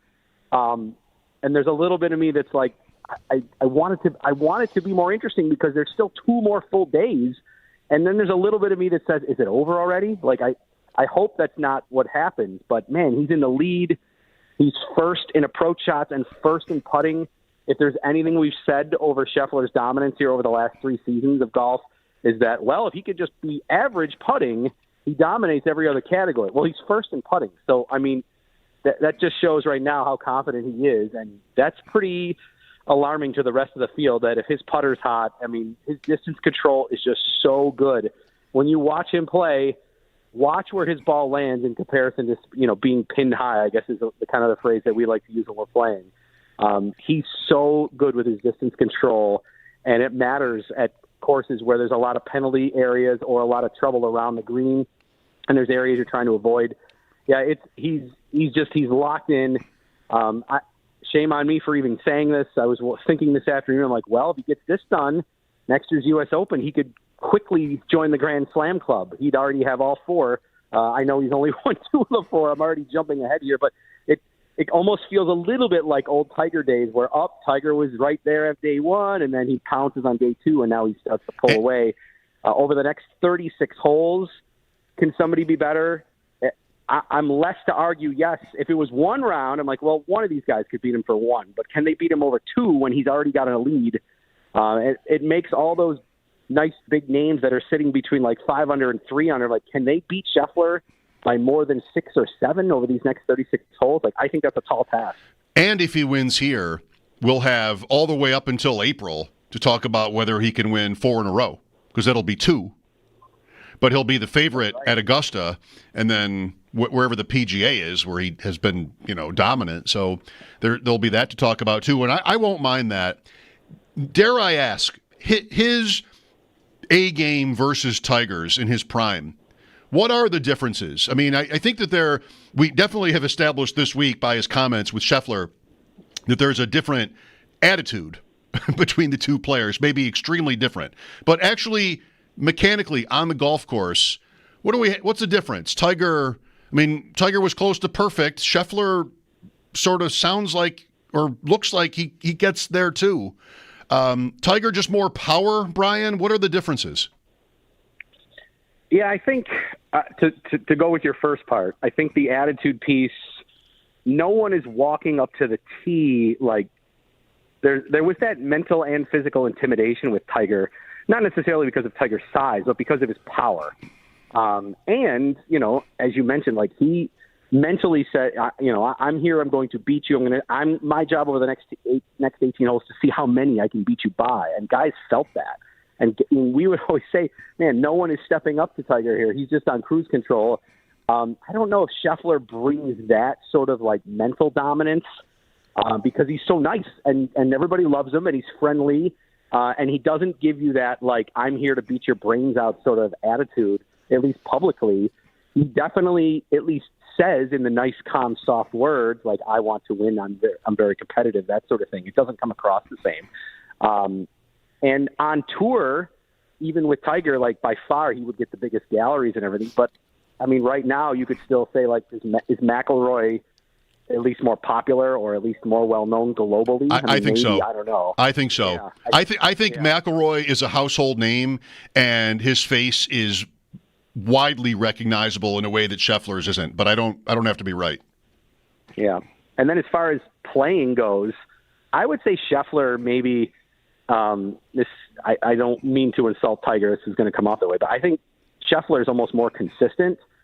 Tiger was a little bit more errant off the tee. If there was one part of Tiger's career that I guess if you wanted to slightly poke at, you could say, well, he wasn't as accurate off the tee as you would think a player of that dominance would be. You would think, a player of that put up those numbers and those wins, that he would just be never in trouble. When in fact, he was more often than maybe, a top 10 player would be. His ability to recover was just maybe the greatest we've ever seen from anybody. And he definitely was the best putter in the world by far. I remember a quote from Butch Harmon, his longtime coach, that he said, Tiger can beat the field by 5. He goes, but if it was a 72-hole putting contest, he'd win by 20. He was just that good and could handle the pressure and just always seemed to have the perfect speed when he was on the greens in these pressure moments to handle it. So in that sense, maybe unlike this week where Scheffler's putting well, Scheffler I feel like is more about consistency and control, and Woods was more about the power, the pizzazz, the intimidation, and the ability to hit those incredible recovery shots and then put you away when he buried that 20-foot putt with the pressure on the line. I mean, Tiger Woods, transcendent in every way. Like just his story, his name, his strength, his power, the ads, his racial makeup. I mean, there were just so many things about him that made him just maybe the most famous man in the world. I don't know. At one point, maybe it got to that point. Scheffler, the casuals? Scheffler, Schauffele? Is that someone? Are those different people? Scheffler, who was the one that got in the car accident at the one major? But he is just continuing to dominate here. And today he had to change his clothes 5 times, which I don't know how you do that. How many clothes are in that bag? It's his caddy, Ted Scott's earning his money, right? He's got towels. He had a vest. He had a hoodie. Yep. He had a rain suit. Yep. And then obviously the golf shirt too. Yeah. The weather today I thought was fun, and I love it just how it's bright sunshine. There's shadows on the green. They're all in short sleeves, and then literally in 5 minutes it's sideways rain. Every single person's got an umbrella. I think it's made for some enjoyable TV. And let's even credit for those that putted well today, like Scheffler and some of these other guys that putted great. These green speeds are slower. Now, the greens, if people are noticing, they're a lot more slopier. There's a lot more hills. So you can't have green speeds that are like, if for those that know the stimp meter number, like at 13 or 14, like they do on the PGA Tour, because you just can't, you'd lose the greens that you would burn out. You just can't have them there. They'd be unfair even in this sense. So they have to bring the speeds down just because of the way the greens are shaped and molded. And guys have to adjust to that. Now you throw the fact that it rains, so that could necessarily change the speed. If you've noticed, too, caddies are doing this quite a bit now. They're standing next to the pro while it's raining. And, yes, it's to help keep them dry, but it's more so they're over the ball. They'll actually hold it over the ball. They're saying how I was hearing a couple guys say that there's the water on the putter is actually less impactful than the rain on the ball, because when you take your putter back, a lot of that, when you just swinging motion of the club, a lot of that moisture will come off the club. But they need that ball to be as dry as possible when it's rolling, because the water then adheres and it can cause the speed to slow down. I mean, when you're that good and you're able to have that good speed putting control, the rain you have to make an adjustment to. And the guys and the players have to do that all day. Even sand shots, when it rains, the top maybe, quarter inch of the sand now is kind of soggy and matted down, and then it's dry sand underneath. That is something they've got to take into account when they're going through. And even the rough, like it's going to be a little bit thicker and wetter and juicier when that club's coming through. And these guys obviously are the best in the world. They know how that's going to handle it. But a lot of different adjustments throughout the day as the weather changed. One more question I have on Scheffler, Brian. So he has this unique move when he's hitting the ball where his feet kind of slide out.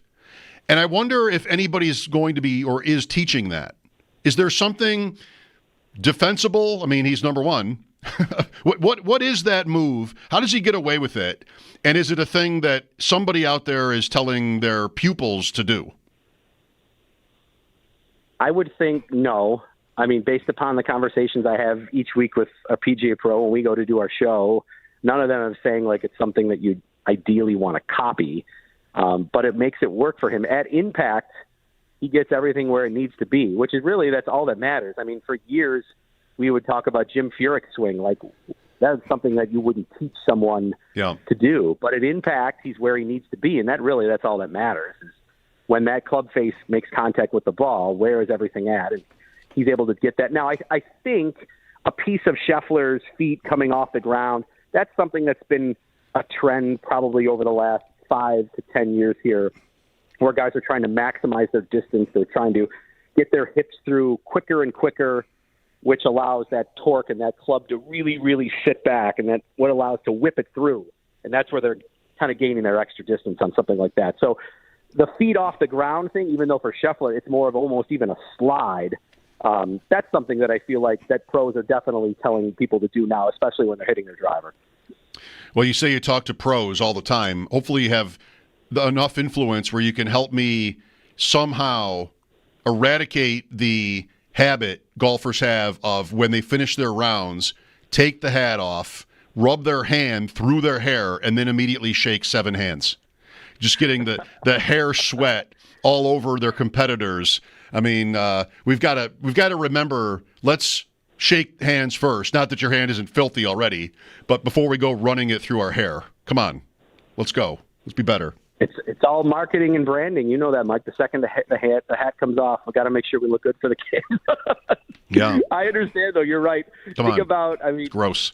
You take the hat off after it being on for 5 hours of golf, and I'm sure my hair is not in the best state of mind, so then you run your hand through it. Yep, I see where you're going with it. It's just probably not the most perfect thing to do. Your hand is already so disgusting, and now you're just going to make it that much worse by running it through your hair after 5 hours on the golf course, or 6 in terms of this tournament. Well, yes, and also a note to please, since we're on this PSA moment here about keeping healthy, I see people when I'm playing all the time do this. Don't lick the golf ball.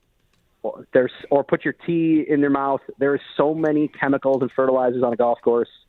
You're just don't do that either. Don't lick the golf ball or the tee. That seems good. That seems right. Who else can win here? Brian, what's the likeliest scenario where Scheffler loses? I mean, one is he just can't make putts this weekend and finishes still like easily top 10 probably, or I doubt he falls apart. But you've got a lot of big names here. Link's experience. Who's the guy who are a couple guys that can, outrace him? Well, I mean, probably Fitzpatrick's a name we should say. He's been playing really well lately, and he's putting as good probably as Scheffler is. One of the guys down a little bit. There's 2 guys at 5 under, English and McIntyre. I kind of like both of their games in terms of like handling the pressure moment. McIntyre last year at the Scottish Open, like it was him and McIlroy down the stretch and a ton of pressure, and the pressure of it being his own home country's national championship too, and he handled it really, really well. I feel like he's got just a really nice mentality in terms of handling the pressure moment. So I don't know, McIntyre gets hot with the putter, which we've seen over the last 2 years. He did it at the Canadian Open. We know he did it at the Scottish Open. That's maybe one name. Harris English is a player who hasn't necessarily risen to major winning level yet, but I feel like there's that time that he's due. He's as steady as it is. So if there is a fallback from Scheffler at all and a guy that kind of just is plodding along and just doing his thing that could just all of a sudden be there at the end, I guess maybe I would argue for Harris English too. Okay. Were you watching the business with Lowry and the possible penalty strokes? Yeah, it looked like he hit that teeny little like twig on a practice swing, which then moved the ball.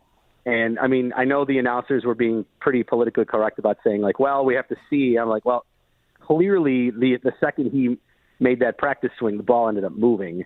But totally agreeable that Lowry might not have even known it, because when you're taking your practice swings, you might be looking at the green, at your target. So he could have been doing that and not even known that it moved. And also too, that's sometimes to me just the randomness of golf. Not that it's not a penalty, but the camera happened to be on right at that point. I mean, what if it's a different hole and the camera's not on at that point? Or if his drive's on the other side and maybe the camera access is not as close to get that much of a close-up? Or if it's a lesser-known player and there isn't a direct camera following them from the fairway? Like, that's all the randomness of golf. Sometimes I feel like, there's probably all that happens every single round in these tournaments of just random things that maybe nobody even notices where there could be a penalty called. But in terms of it actually happening there, it definitely looked like the ball moved when he made that practice swing. He did get 2 strokes. Yeah. If I had the power to change that rule, I would make it 1. It's hard for me to believe. You might tell me different. You just have. And the announcers definitely were this way. It's hard for me to believe he wouldn't have noticed it. I mean, even the way the brand on the ball is facing you turned. And, I mean, now they're so good. There are times when the camera crew goes and gets a close-up of the ball and then leaves the scene, and they put that in a box on the screen so you can see what the player's lie is. But this one, they had it live when it happened. He takes a practice swing near the ball moves just slightly, and I have a hard time believing he wouldn't have noticed it. But is that unfair to say? No, I think that's I guess, you know what, I'm just trying to picture myself taking practice swings. Like sometimes maybe my eyes are on the target. If the ball moved but then moved back kind of down again, maybe in the same position where the logo or the number might be facing in a similar direction, maybe I wouldn't notice it. But I think you're right. If I stand and see the ball and now all of a sudden the number or the logo is moved a quarter turn of the ball or something like that, I feel like I would notice it. But yep. I guess I'd like to see maybe like the behind view of the whole thing again now to see like what was Lowry looking at during that practice swing to really give you an answer. I think both probably are fair without actually physically knowing what Shane saw. You know, to say maybe he was looking at the target or to say maybe he was looking down, I'm not sure. You know, I guess I don't want to like throw him under the bus here without fully knowing what he was looking at. I'll leave that to me. We had a play. I was texting you.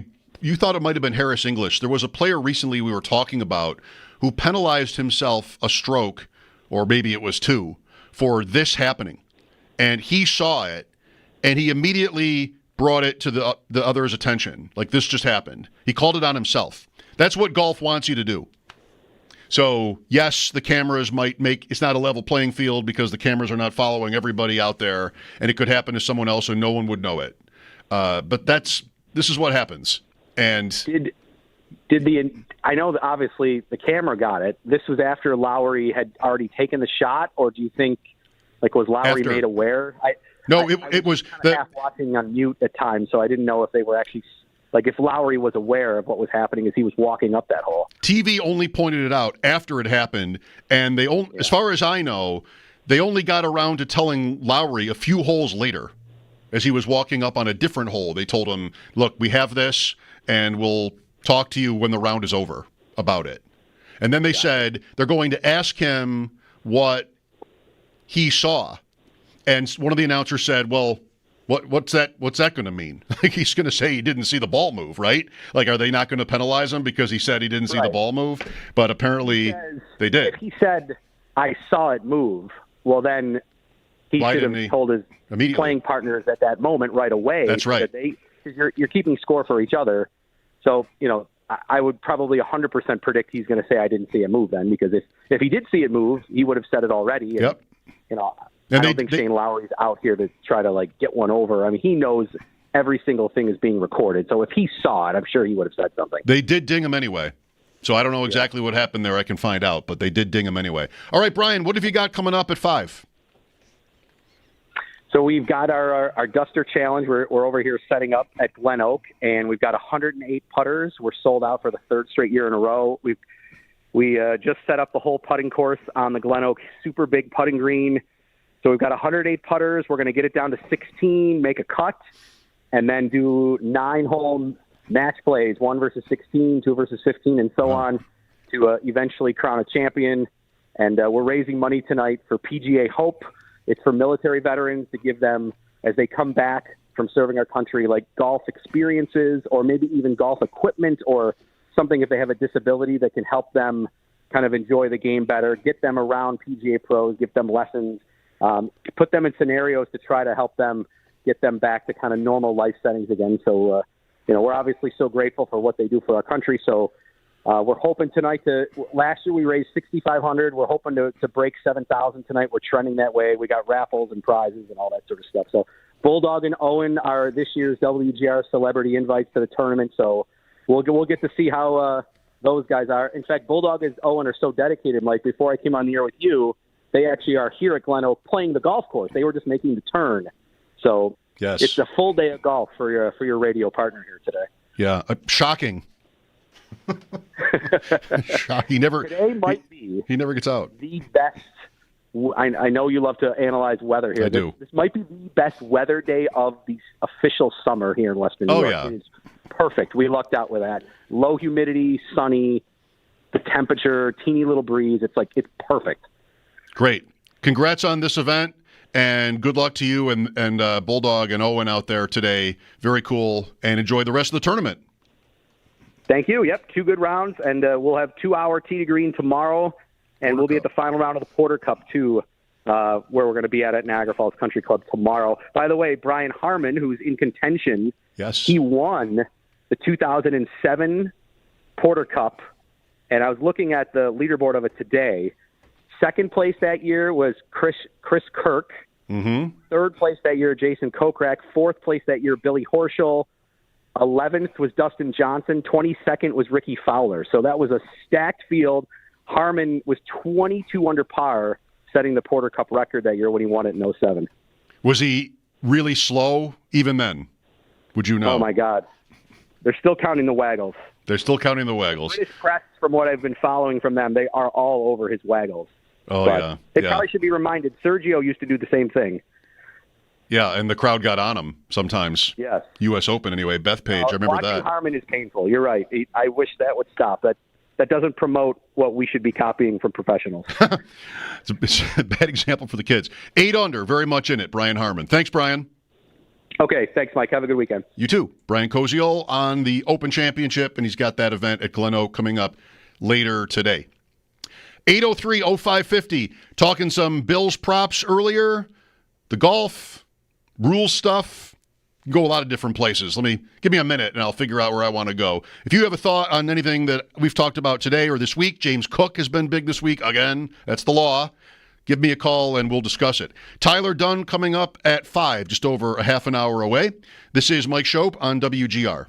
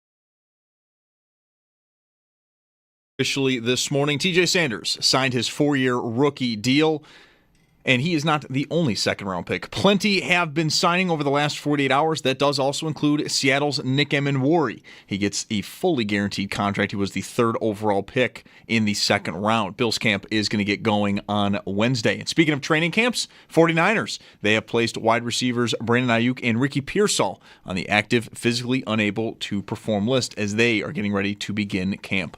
And then day 2 of the Open Championship, it sees world number 1, Scottie Scheffler, in front at 10 under. He shot a round of 64 on day 2. And for more on the Open and the Porter Cup, do tune in to a 2-hour edition of Tee to Green tomorrow morning from 7 a.m. to 9 a.m. live from Niagara Falls County Club. And then the Bisons, they're back in action tonight against the Storm Chasers at home just after 6:30. And that game can be heard on our sister station, the Bet 1520. It's Paddock Chevrolet Sports Headlines. Paddock Chevrolet celebrating 90 years of being your hometown dealership. I'm Zach Jones for WGR Sports Radio 550.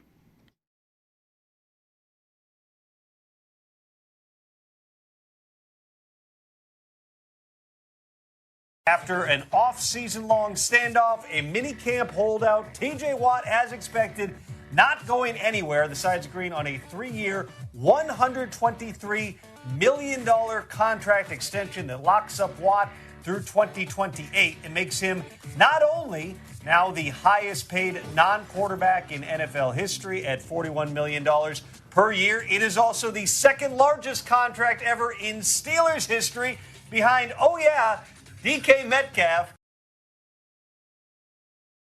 Tom Pelissero. Well, the Steelers, I think, are kind of a joke, but give them credit for one thing. They're not middling it.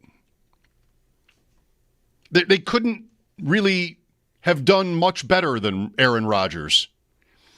I think the only guy maybe available that they would have had access to that would be a better bet for this year than Aaron Rodgers is Justin Fields, who they benched last year when they were winning.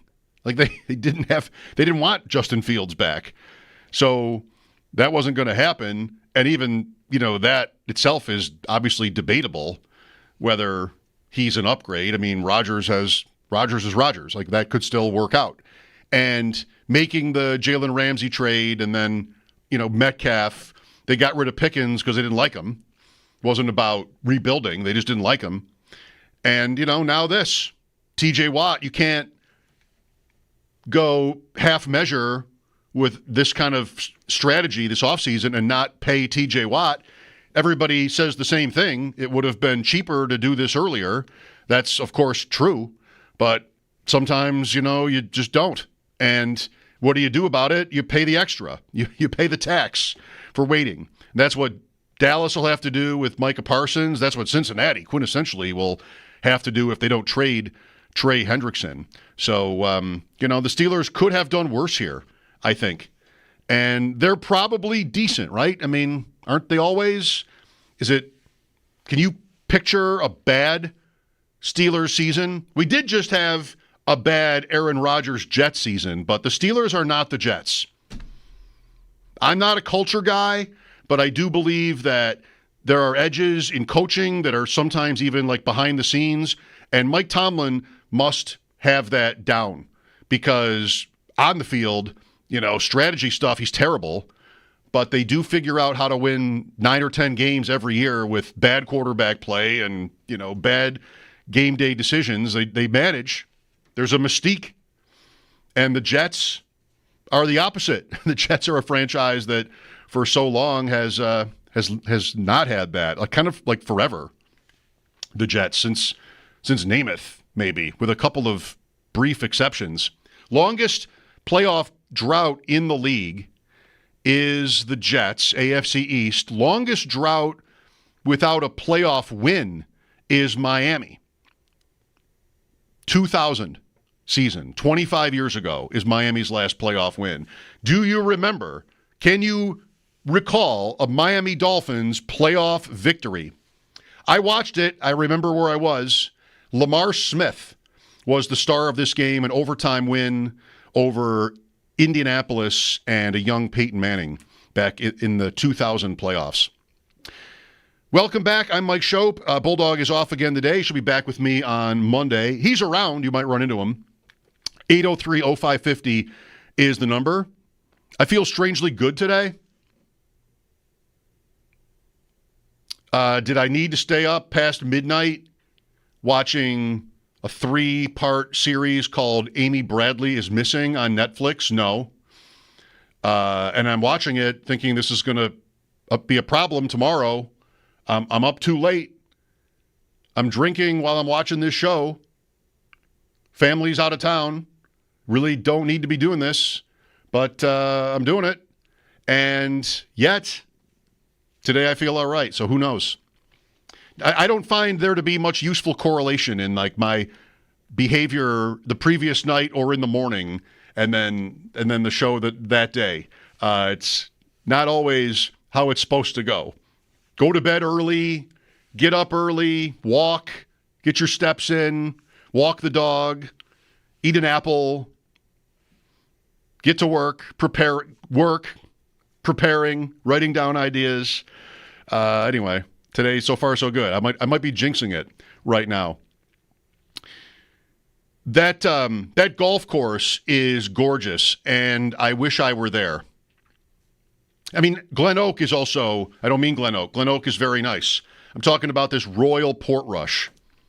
And the weather changes have added to how spectacular the place looks. I mean, you have the downpour doesn't help it at all, but the views out on the ocean from the edges of that golf course are just amazing. I mean, a links golf course on TV is always very pretty in its own way, like the style of the course and everything like that. But that ocean view right there at the top of Northern Ireland is really, really great. I think also, without even maybe you don't realize, but networks just get better at offering you that. Just views, more cameras, drones even, like just more ways of being able to, paint the picture, so to speak. So I've really enjoyed these last 2 days. Family away, so I might be lucky enough to watch a lot of it tomorrow and Sunday. Tyler Dunn is coming up at 5. We'll talk about his essay on Dalton Kincaid, his time spent with him. Tyler is the best at these long-form pieces, a lot of which are profiles on players. And this Kincaid piece he wrote is really kind of I think to anybody who doesn't subscribe to Tyler's site, golongtd.com, it's kind of a pump-up piece for Bills fans on this player. And you might need it, right? you might need to be pumped up on Dalton Kincaid right now, or Keon Coleman. I mean, Tyler has written about him too. I mean, we've spent so much time on receivers and camp hasn't even started yet. We'll see what we get once the players are on the field next week, starting on Wednesday. Not as much maybe as on James Cook, or about as much. I've spent plenty of time on Cook this week. No developments that I know of. Here's one thing I think that is kind of like a conclusion almost as we get to camp, and we'll see if anything changes on that front. I think this is one where both sides, the player and the team, should want the same thing. And that often does not happen in these kinds of things. And when it doesn't happen, it can get really tricky. I don't know if I'm right in saying that. I'm saying they should. Cook and the Bills should want the same thing. I'm thinking more of the Sabres for this, but the Sabres often are in these kind of predicaments where the player kind of has them. We know you're weak. I'm good. If you want me, you're going to have to pay the tax. Again, I'll say it the same way as they did about the Steelers. You're going to have to pay extra to keep me on this team. And then they're at a position of weakness, and where the player's supposed market value might be one thing, to sign here, it's more. That might be Alex Tuck right now. They're going to have to pay him into his 30s and worth a lot of money to get him to stay, because what if they don't? But I think, so there's a lot of those kinds of negotiations. I think with Cook, he and the Bills should want the same thing. They both should want about a 3-year contract in the $9 million range. Too much more than that, in my opinion, is not reasonable. And I don't agree that the Bills should just let him play out his deal. I think that's risky. So he's good. He's valuable to them. They never miss a chance to tell you how much they love him. Okay, this should be easy. You should want the same thing here. And that is part of why I find the whole thing kind of baffling, why it isn't somewhere new yet. Here's Pete next. Hi, Pete. Yeah, I had a comment, but I just had a question about something you just said. Why do you think it's risky for Cook to play out the last year on his contract? I think it's risky for the Bills because this is not necessarily fair to him, but I'd worry about motivation a little bit, and just having it be a distraction, like they would say, that kind of thing. Just do what they always do with these guys who are 1 year away. Just sign them.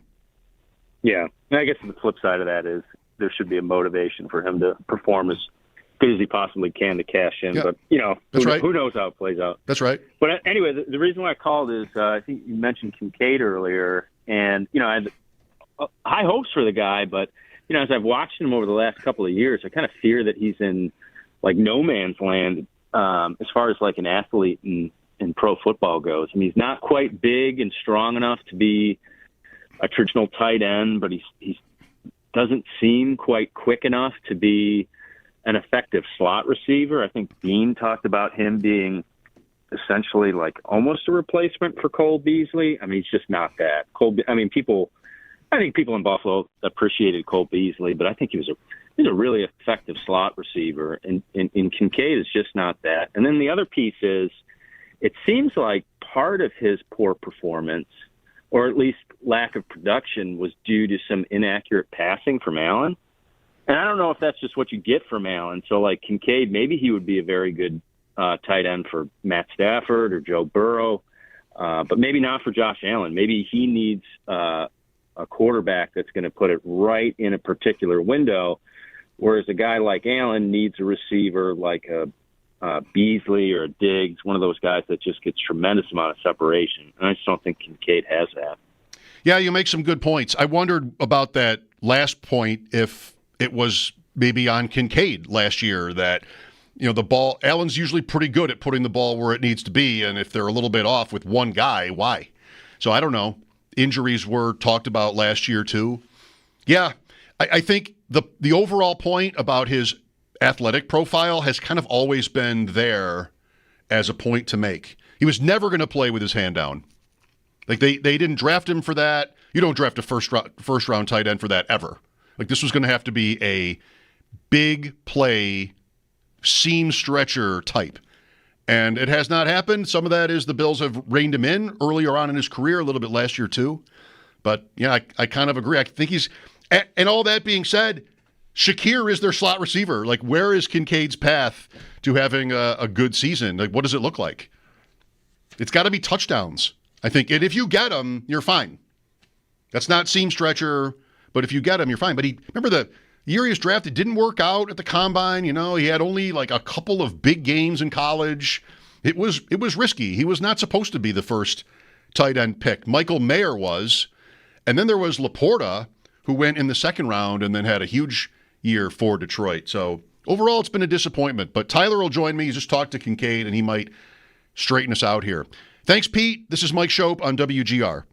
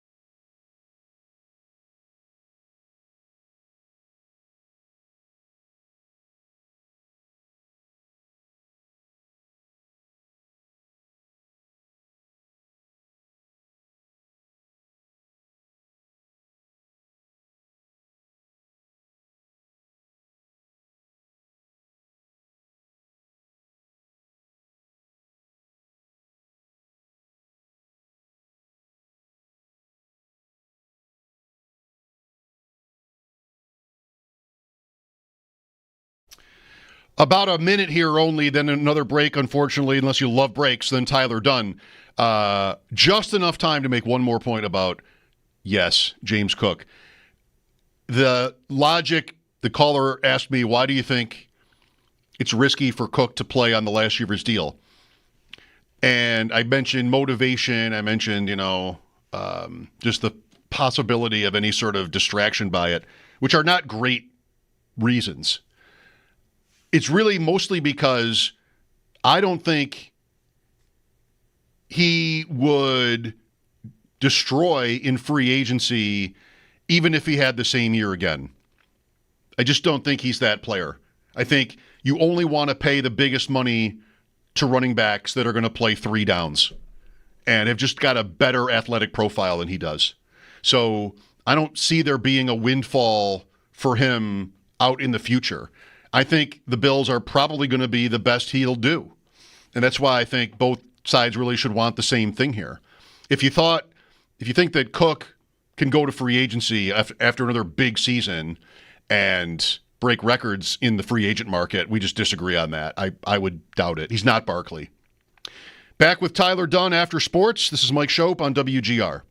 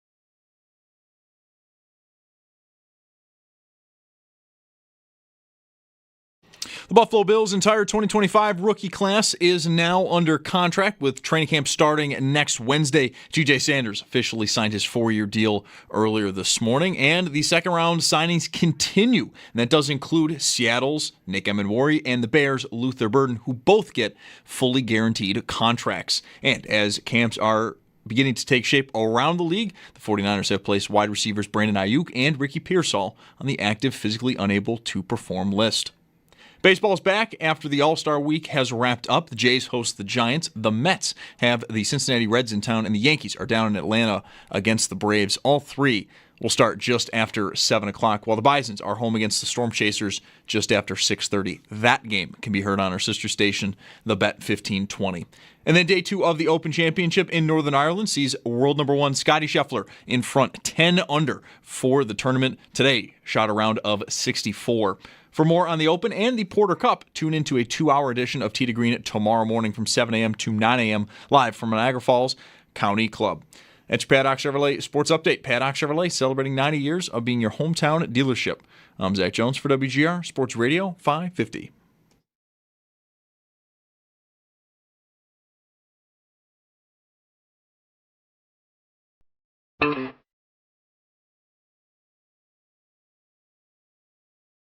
It's Mike Schopp and the Bulldog. I don't think Michael's ever done drugs. It's Mike Schopp. I don't know if anyone's ever offered him any. Let's go over some of the symptoms of marijuana use, shall we?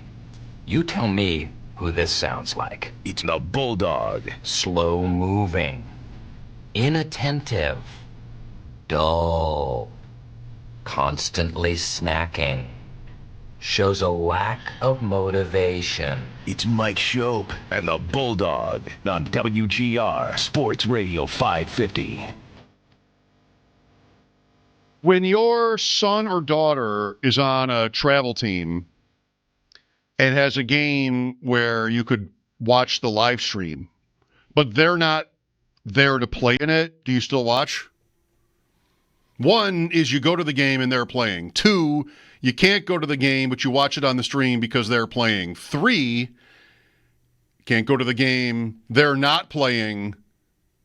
Should I feel like I should be watching anyway?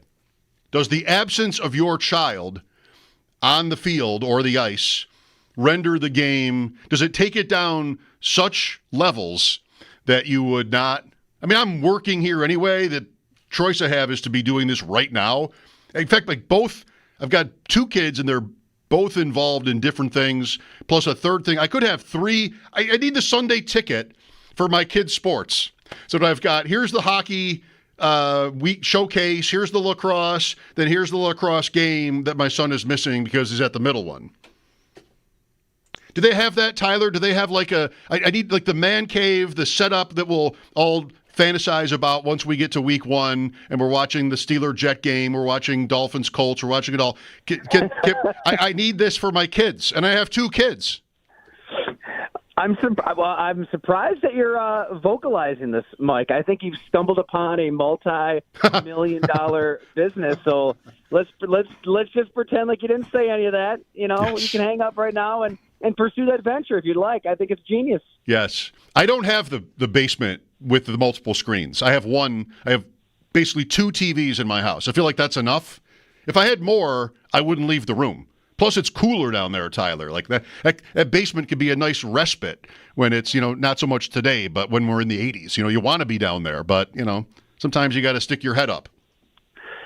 Right now, I'm just trying to take the TV back from the kids. And, it's bluey all the time. It's a splattering of Spider-Man and, School of Rock has been the choice of late. So, I feel like with football season approaching, I got to start, putting the foot down and, taking back control. I've completely lost control. I'm so weak at this point. I'll see Tyler, picture him the night of the Hall of Fame game, a week from Thursday, just beer, popcorn, sitting up on the edge of his seat, watching Chargers-Lions in the Hall of Fame game, and his family's like, what is this? It's already, it's still July. What is this? And Tyler would be like, what do you mean? Let's go. I mean, it's football season. This is my job. You're going to have to see that's coming for you. The old, I have to do this, I have to watch this game for work move. That's coming for you.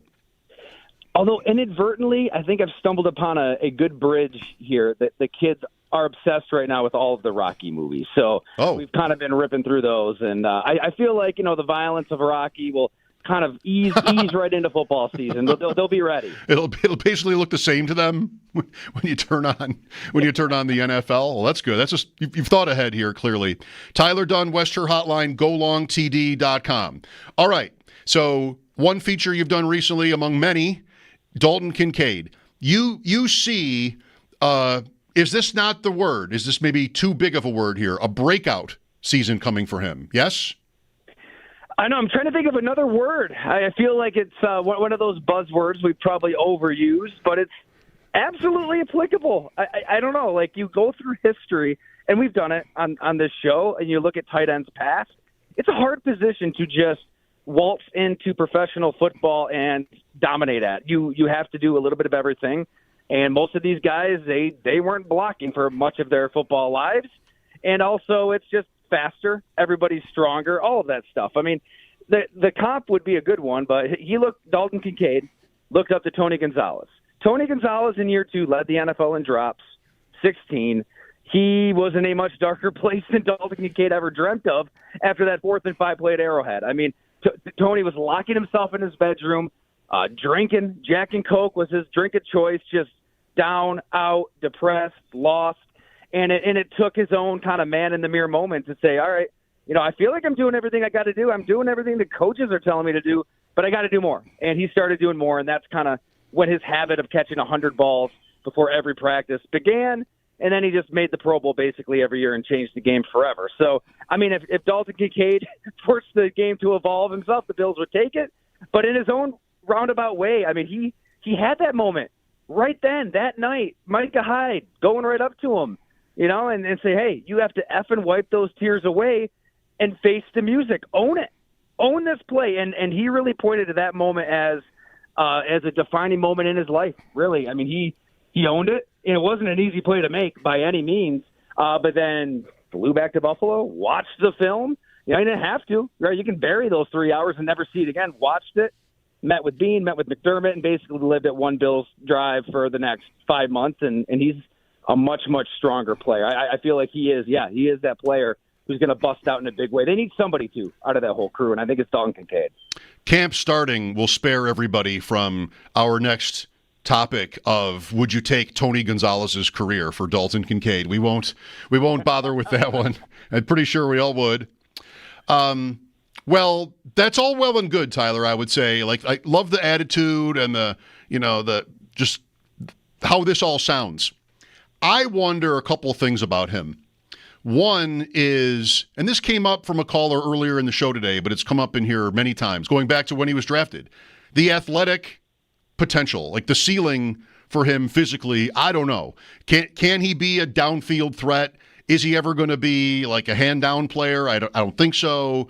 I don't know what there is in terms of a ceiling for Kincaid. And also, I think he's kind of blocked here by the combination of Shakir and Knox, where Shakir is going to play that slot. Do I need a second slot with Kincaid, or who's going to play outside there? I don't see it. And then Knox, I think, especially as they became such a good running team, also isn't going anywhere. So I wonder if he can accomplish what he wants, given what, these are opinions, but what you might think are obstacles. I mean, those are all great points, and I think it's a good problem to have when you've got 4 or 5 different dudes that you can really target and prioritize in a game plan. But if the Bills learned anything, is everyone eats is phenomenal. I mean, there's really something to it. But when it's nut cutting time and you need a play, you better have somebody that you're going to in that moment, and it doesn't matter what the defense is doing because you're going to rely on that guy to make the play. And I would still lean Kincaid because I feel like there's still something untapped there. I mean, I don't think we've seen the finished product. And you go through history with the best of the best tight ends, and year 2, you're not seeing anything close to that finished product physically, athletically, this early, because usually, like, you don't choose to be an NFL tight end. Like, you don't grow up, unless you're Rob Gronkowski here in Western New York idolizing Jeremy Shockey, partying off the field and running people over, which, I mean, that was probably one of the more fun parts of writing Blood and Guts, the similarities between those two. Other than that, like, tight end chooses you. Like, you've got this set of characteristics, the athleticism, the grit, the selflessness. It's just this whole combination where eventually you kind of just wind up there. And I think that Kincaid is he's a hell of a lot tougher than I thought he was. You know, talking to his coach at Utah, Fred Whittingham, I mean, he had just cracks in his vertebrae at the end of that season, played in the Pac-12 championship with those, would have played in the bowl game, and they had to basically protect him against himself. So he's physically tougher, mentally tougher than I think most think, and the willingness is there. I mean, he's not going to be mauling people in the run game, but I think the potential is there to get a little better, so then you can keep on the field a little bit more. And what Whittingham pointed to is the yak. Like, he said there was a point in college where he kind of emphasized that with Dalton and becoming a weapon once the ball is in his hands. So, you know, he is a seam splitter. He's got that stuff, but maybe that's an area football-wise where you just figure out a way to get him touches. And this newer version of Dalton Kincaid, who was throwing around weights all offseason and is 245 pounds of muscle, is able to do some damage. So I think that, yeah, you want to get this guy a lot more targets than you got him last year. Tyler Dunn on the Wester Hotline, golongtd.com for the latest piece on Kincaid, and lots of Bills content there, of course. This team, Tyler, I'm sure we've had this conversation too, just from a macro perspective on them. They've got no excuse this year, you know? Like, everything points to a big year. The changes to the roster, the weakness of the division that most people see, the schedule, the big games are all home games. I mean, I don't want to add a Chiefs decline to this because that's just, you know, who knows if there will be that. But in terms of the Bills themselves, whatever the last year of the stadium is worth for, I don't know, spirituality, like, they've got everything in their favor. I'm with you, man. 100%. It just, you know, we've had this conversation probably before. There has been moments in time where it appeared everything was breaking Buffalo's way, right? Even getting the Chiefs at home a couple years ago, and then facing a vulnerable Lamar who you've had success against, you know, in that championship game. I mean, that seemed to be a lane. I mean, last year, I mean, the Chiefs, they were no, you know, this wasn't the pyrotechnic Chiefs of yesteryear, Tyreek Hill catching the ball, peace signing to the end zone, and they score the most points that they have in any game in 36 games against you in the AFC Championship game. So I feel like we have had this conversation, like, oh, it's breaking perfect. But I love their offseason. I mean, it wasn't they needed to make some tweaks on offense, but maybe they made those. Maybe Dalton Kincaid lifted more weights. No, by the way, he kind of pointed to Matt Collins as well. And so he saw how Matt Collins lifted weights late in the season, got stronger. I think that's going to help him as well in terms of his development and looking at a different tight end there. But he'll be better. Keon Coleman, you got to think he'll be healthy. He'll be improved. Bean loves Joshua Palmer. We've gotten into him. Like, maybe he's that threat. I didn't think that they needed to do anything massive on that side of the ball, but they sure as hell needed to on defense. And, you know, what are you going to do? You're going to sit on your hands and just wish and hope and pray that you get a different result against Patrick Mahomes a fifth time, or are you going to do something about it? So Bosa, Ogunjobi, Hoyt, Deion Walker, TJ Sanders, Landon Jackson, like, you've got so many new faces, so many new bodies. Brandon Beane's basically handing them on a silver platter to Bobby Babbitt, Sean McDermott, and saying, all right, let's see some different results now. You've got a lot of different options here. If you're not trying, then you might as well not even, you know, participate this season. But I got to think something's different against Mahomes. I mean, he's got to at least break a sweat, right? Maybe throw a pick. Maybe you get a few stops because different players, we'll see if they're any good, but it's got to help because whatever you've been doing just hasn't been working at that point of the season. I love maybe throw a pick. Have you considered, Patrick, one time throwing an interception against the Bills in the playoffs just to keep it interesting? Have you considered it? Maybe it's time to do so. Tyler Dunn with us here on the Wester Hotline. Mike Schopp with you. Bulldog is off this week. Tyler, I've asked this of listeners many times this summer. Are we taking the AFC East too much for granted this year? I mean, the betting markets point to the Bills as easily the biggest favorite of anyone in any division this year, kind of double what Baltimore is at second. Baltimore being second is interesting too, with Cincinnati's, potential. Are we taking the relative futility of the Dolphins, Patriots, and Jets too much for granted? Man, I like that question because, I don't know, it's really easy for all of us living here to just look past the Dolphins, and maybe we should, right? They haven't gotten over that hump, but you still have that core of elite speed that can go the distance any given moment. I mean, it took a 61-yard field goal from Tyler Bass to win at home. What was Tua, fresh up all these concussions, was like 25 of 28 that game. So you know that they've got talent, but I feel like Buffalo just has their number. Like when push comes to shove over the course of an 18-game season, when the Dolphins have to win in the cold or win against good teams, until we see it, we can't believe it. And the same thing for New England. Until we see it, it's hard to believe. I think that they're heading the right direction.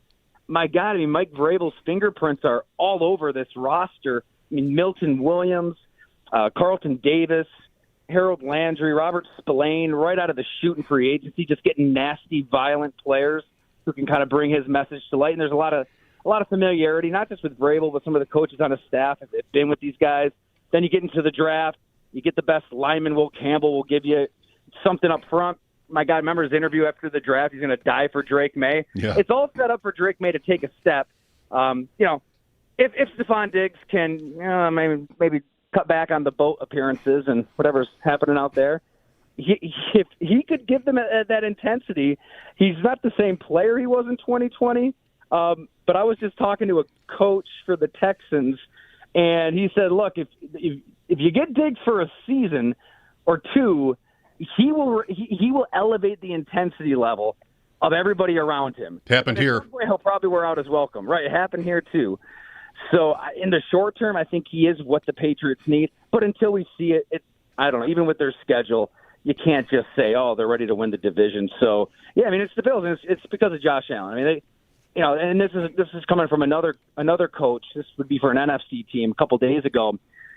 They played Josh Allen and the Bills last year, and he said that in their game plan meetings, they're going through the roster, all the different positions, and they see a lot of, C+, B-, B players, and they weren't that impressed with a lot of guys I think locals are impressed with. But going into the game, they were still terrified of Josh Allen. There's just nothing you can really do defensively to go in and say, this is how we stop this player, that he'll find a way. So as long as he's the quarterback, simplistic as it is, the Bills should own the AFC East, bare minimum. I do think that probably continues until Allen's rushing one way or another becomes mitigated. Like just the way he can – you could play a third and medium perfectly and still lose because of him and his ability to run for first downs and then touchdowns. And I don't know how to predict. It's interesting, Tyler, like he's such a physical force. The Cam Newton comparisons are always made. With running backs, I feel like we're always just so eager to write them off because of their age. I mean, Allen doesn't run that often. He's not like 300 touches or anything like that in terms of rushes. But with running backs, the age is always the thing. Barkley, even, going into last year, always Derrick Henry. And I just wonder what the evolution of this is for Allen. A couple of years ago, they wanted to rein him in. We talked about sliding a lot. And then they were 6-6, and that was over. They needed the production. So I wonder just how that evolves. No, because I feel like if you play that game, you're probably overthinking it. You don't. Yeah. You don't want to neuter and spay like the greatest weapon that you have. It's Josh Allen in full, doing whatever the hell he wants with everything on the line. He's probably getting better at like picking and choosing his spots, right? Like if it's the first quarter against the New York Jets in Week 7, you don't necessarily need him truck sticking a linebacker. That kind of stuff, or, obviously the leap over Anthony Barr comes to mind really early in his career. Mm-hmm. He's cutting back on that stuff, I guess, would help. But, man, and I think Brandon Beane gets this, and maybe Sean McDermott does too. Like, you can't try to force him to be something he's not. I mean, this is a backyard. quarterback. He's not going to overthink it. He's going to play loose. He's going to be free. Honestly, I think that's what drove Brian Daboll nuts with the Giants. Like, Daniel Jones is just the opposite. Like, he takes everything so serious. He's way too robotic, personality-wise, just so rigid. It was such a swing away from everything he had with Josh Allen that I'm surprised they lasted as long as they did, 3 years. And finally, maybe they get a personality match with Jackson Dart, if not Russ Wilson. So, yeah, I mean, I feel like the Bills just kind of have to let Josh Allen, pilot all of this, steer all of this. He's the one in charge, and just kind of maybe gently kind of nudge him the right direction. And, hey, let's not truck stick, the Tennessee Titans cornerback in a game that doesn't matter. But overall, just get the hell out of his way and enjoy it as long as it lasts. Because, Super Bowl windows open and close for all teams and all quarterbacks, regardless. Like, I don't know. Like, there's quarterbacks who couldn't run worth a lick, and all of a sudden they're out. Right? They're not contending anymore. Right now, the getting's good. I wouldn't want to slow him down at all. And I think the Bills, big picture, get that. Works for me. I agree, by the way. What's coming up next at golongtd.com? Oh, man. So today I had a really fun conversation with Fitzmagic, Ryan Fitzpatrick. And so obviously a ton of Bills talk. He looks back at 2011, that win over the Patriots. Just, it's wild. He went 20-33 as the starter, and yet he's beloved. I mean, I'm surprised there's not a statue or a street named after him somewhere. That everybody here loves Fitzpatrick. So we kind of get into why that is. He has some theories. And my God, he played 17 years, 9 teams, had 7 kids in 7 different cities, just an unparalleled football life. And he really opened up over the course of an hour. And if nothing else, stick around, or I guess it's at the top of the conversation. We talked about, chest hair and back hair for probably longer than we should have, but a full analysis on, where you draw the line. I think that's worth listening to. And on Monday, I'll have a story on the Cleveland Browns. And what a team at what a juncture. They're freeing themselves of Deshaun Watson, the player, if not the contract. But I think the air just it breathes a little easier. Everything's a little fresher down there in Cleveland these days. Fitz is who needs that first idea with the different monitors for all the kids' stuff. I mean, oh my God, 7. I got 2. What am I complaining about? Very good. Tyler, enjoy your weekend. Always great to talk to you. Always enjoy, Mike. Thanks so much for having me, man. Good luck with the kiddos. Yes, thank you. Tyler Dunn, golongtd.com is the site. Dalton Kincaid, James Cook, any of the other Bill stuff we've been harping on here for weeks and months, you're welcome to weigh in at 803-0550. Camp opens on Wednesday. This is Mike Schopp on WGR.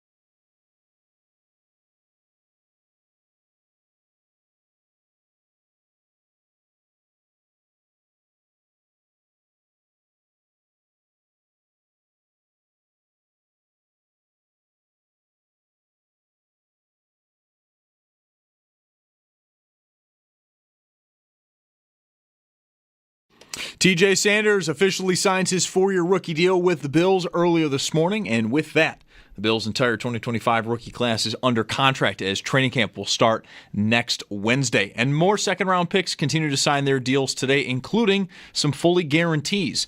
Seattle's Nick Emenwari and Bears' Luther Burden. And then staying with camp as that is taking shape across the league, the 49ers have placed wide receivers Brandon Ayuk and Ricky Pearsall on the active, physically unable to perform list. The Bisons are back in action tonight. They are at home. They take on the Storm Chasers just after 6:30. That game can be heard on our sister station, The Bet 1520. And day 2 of the Open Championship is in the books. World number 1, Scottie Scheffler, in front, 10 under, shooting a round of 64 today. And for more on the Open and the Porter Cup, do tune into a 2-hour edition of Tee to Green tomorrow morning, 7 a.m. to 9 a.m. live from Niagara Falls County Club. That's your Paddock Chevrolet Sports Headlines. Paddock Chevrolet celebrating 90 years of being your hometown dealership. I'm Zach Jones for WGR Sports Radio 550.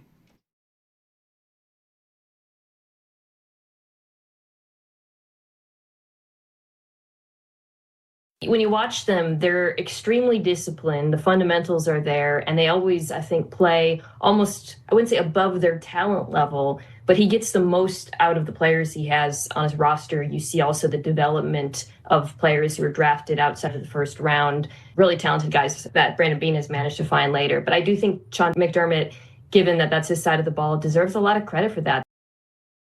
ESPN's Mina Kimes on One Bills Live earlier this week. I don't dispute any of that. May it not happen, but I'm on record as this is the last year I can take this same season again, where for all his merits, when I get, and as challenging as this particular task is, if I get to January and I can't stop anybody, what are we going to do about it? I'm drafting defense like crazy and investing in it like crazy. Certainly no lack of effort has been made on that front. They're going out and getting as much talent as they can. This year, I mean, it was absolutely about that in the offseason. Maybe it won't happen. When I kind of was kidding with Tyler Dunn, he mentioned Patrick Mahomes throwing an interception in the playoffs against the Bills. It's true that he never has. 131 attempts in 4 playoff games. 9 touchdowns, no picks for Mahomes. He had a fumble in this last game, if I recall correctly. They've just got to figure out, I mean, to be a little bit harsh, what is the coach's job? I mean, that's what needs to happen one of these years in the playoffs for me to feel, I think I've had enough of this repeating itself. And last year I did not feel this way. For this whole time, I've been very much in the camp of, man, it'd be incredible to make a change with the success that they have. Who would even think of it, right? I mean, I've just been more incredulous to the idea. But last year, you had it all set up. You got Baltimore at home and won, thanks to their turnovers. You won that game, Denver first and then Baltimore. Cakewalk through the division. You clinched the division literally on December 1st, I believe. I mean, just after that, all you're here for is to game plan for Kansas City. Like, that's what there is. And, I mean, not all, but a lot of it, you have the freedom to do that and to rest guys. You know, you could have played that a little bit differently. Teams rarely do. Still, whatever it means, you gotta get there. And last year was the test. I'll say this about myself. As somebody that's felt more incredulous to the idea, as I've said, of a coaching change here, well, a year ago, if I had thought maybe we did have this hypothetical, we do a lot of that kind of stuff. The Chiefs have a terrible season offensively, no explosive plays, they can't score, they're averaging, low 20s, whatever it is, and you get to that playoff game again, and they light you up, what then? Somebody could have thought, maybe someone did, someone could have thought to ask that hypothetical question a year ago to someone like me, who has been like, I don't know when I'm ever going to want to do this. I'm not sure I ever will. I have a tough time thinking I'm going to go 13-4 every year and win the division, going on near record streak and want to make that kind of move. But okay. All right, tough guy. Let's say you have another great season and you go to Arrowhead and the Chiefs kind of stink offensively and they do it again to you. And you can't take the ball up. They did have a turnover, but you can't pick Mahomes off. You can't get to him. You can't stop him. Then what? Well, you have a point. And that is what happened. Whether anybody thought to ask that question or not, doesn't matter. That is what happened. And it got me to a point where, I don't want to see that again. Enough already. It's what is it to say? I know, but you've got to get to the top with this guy, Allen. He's too good. And you should have years more time to try. But you got to get there one of these times. Mahomes isn't older than Allen is, much that matters, Neither is Jackson. They're in your window. They're in your face for this whole era, probably. Burrow too. You got to figure out a way to stop him. Allen in the playoffs has been great, and it has not been enough.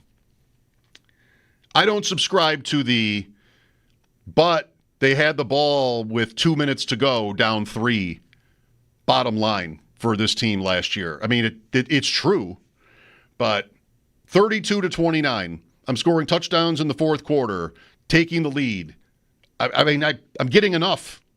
Well, I guess I didn't. I should be getting enough from their offense to think this way. So I want to say both things here. I want to say, what are the odds that this all happens again, right? I mean, how many years in a row can the same kind of season play out? I don't know what the odds are, but what were they last year? They weren't so remote. What is the likeliest scenario this year in the AFC? It's probably that the Bills and the Chiefs meet in the playoffs again.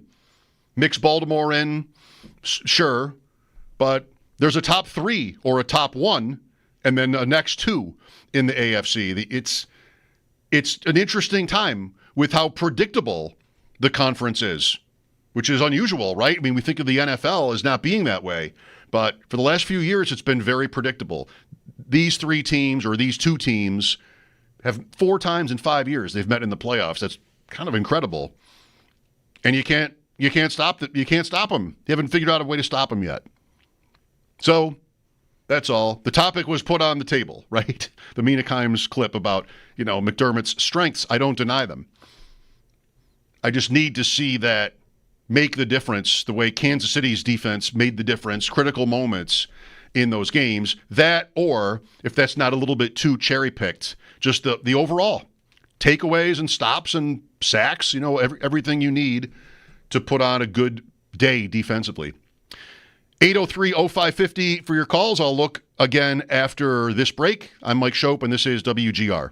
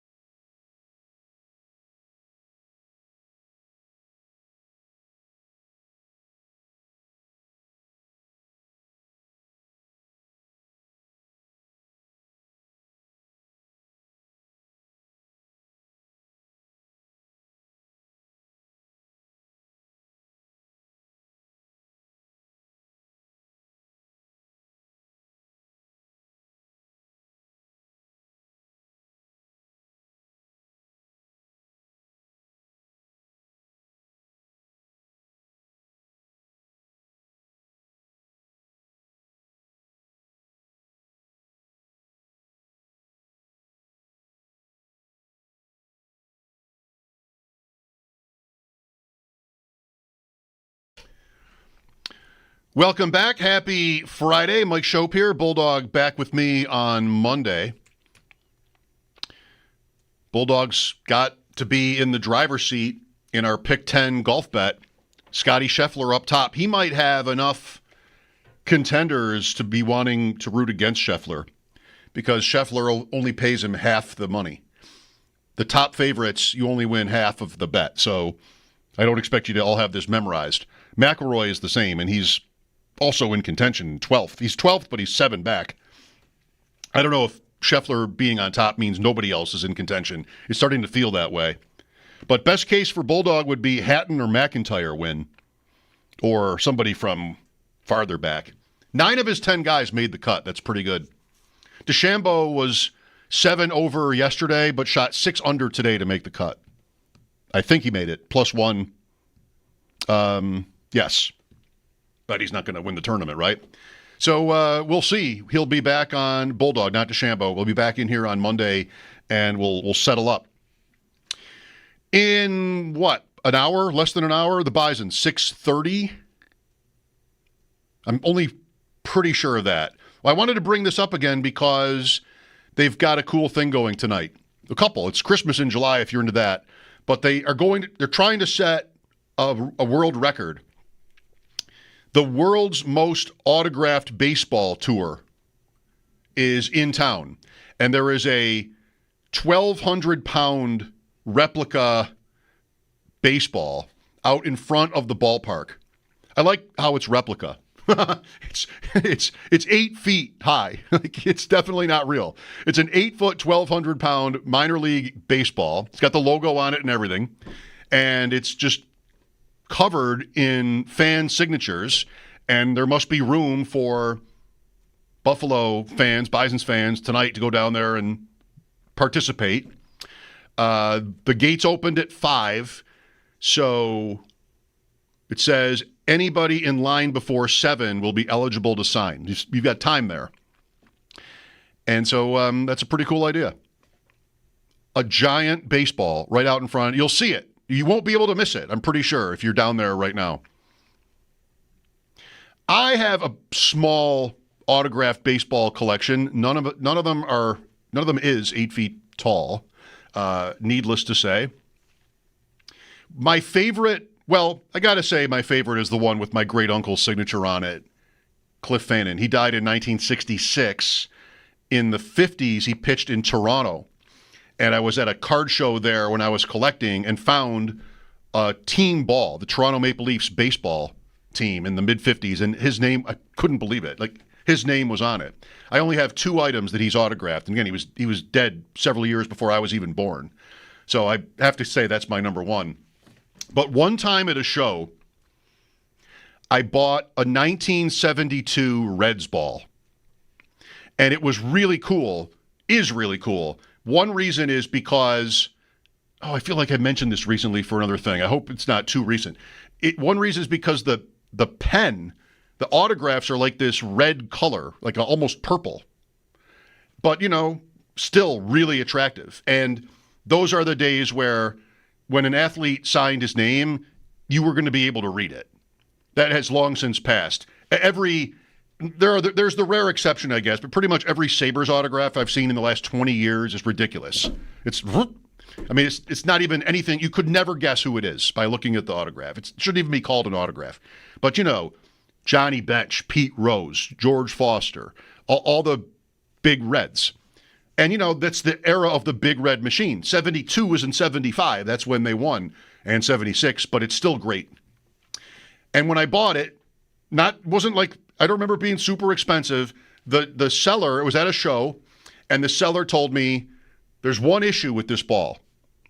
It doesn't have Joe Morgan. You've got everybody from the 72, Sparky, everybody from that team except Joe Morgan, who was in the Hall of Fame. And I had the thought for several years that I could maybe get Joe Morgan somewhere sometime, but the bigger problem I thought I had was the color of the pen.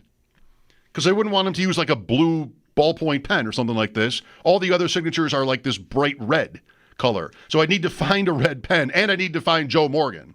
Well, Joe Morgan died, so I'm not going to find Joe Morgan, and then I guess I'm probably never going to need a red pen because it would have been not worth doing, in my opinion, if it didn't look right. And, sure, the autograph would have come 40 to 50 years later. Well, that's not a problem, though. It might have looked different. Signing your name probably looks different when you're 70 than when you're 30. But still, it would have been him. Anyway, again, that's out. So I'd have to call that 1A, 1B. The one with my great uncle's signature has to be included. It has to be at the top of the list. And then that Reds ball. I also have a couple of mid-'80s Mets balls, which are cool to me because that was my team. 85, 86 Mets. I have one of each, and everybody's on there. Still, the signatures look great. Carter, who died at 50, died young. That's maybe my all-time favorite team. So I've got to have them represented if I'm going to collect anybody. I mean, I wasn't a fan of the 1955 Toronto Maple Leafs, but I would have been if my great uncle was pitching on the team. That would have been my favorite team, right? Is that how we do it? If Bulldog's son had played for the Leafs, I think Bulldog moves over to the Leafs. I feel like that has to happen. You can't just root for the Sabres over your son's team. No, those are the rules. That's maybe the only thing that would be respectable for you to change is if you had a relative, a family member, playing for the other team. But then I think it's okay. Otherwise, it's probably not okay. If you missed Brian Kosial with me breaking down Scotty Scheffler and the Open Championship, check it out on the Odyssey app. He was on at 4 today. We did some golf in a different style, I guess, of conversation with Sam Panayotovich from Bet Sweats, Odyssey Sports Betting Insider. And we got into some Bill stuff and NFL futures with Sam as usual. That conversation is coming up next. I'm Mike Schopp. Thanks for listening. This is WGR.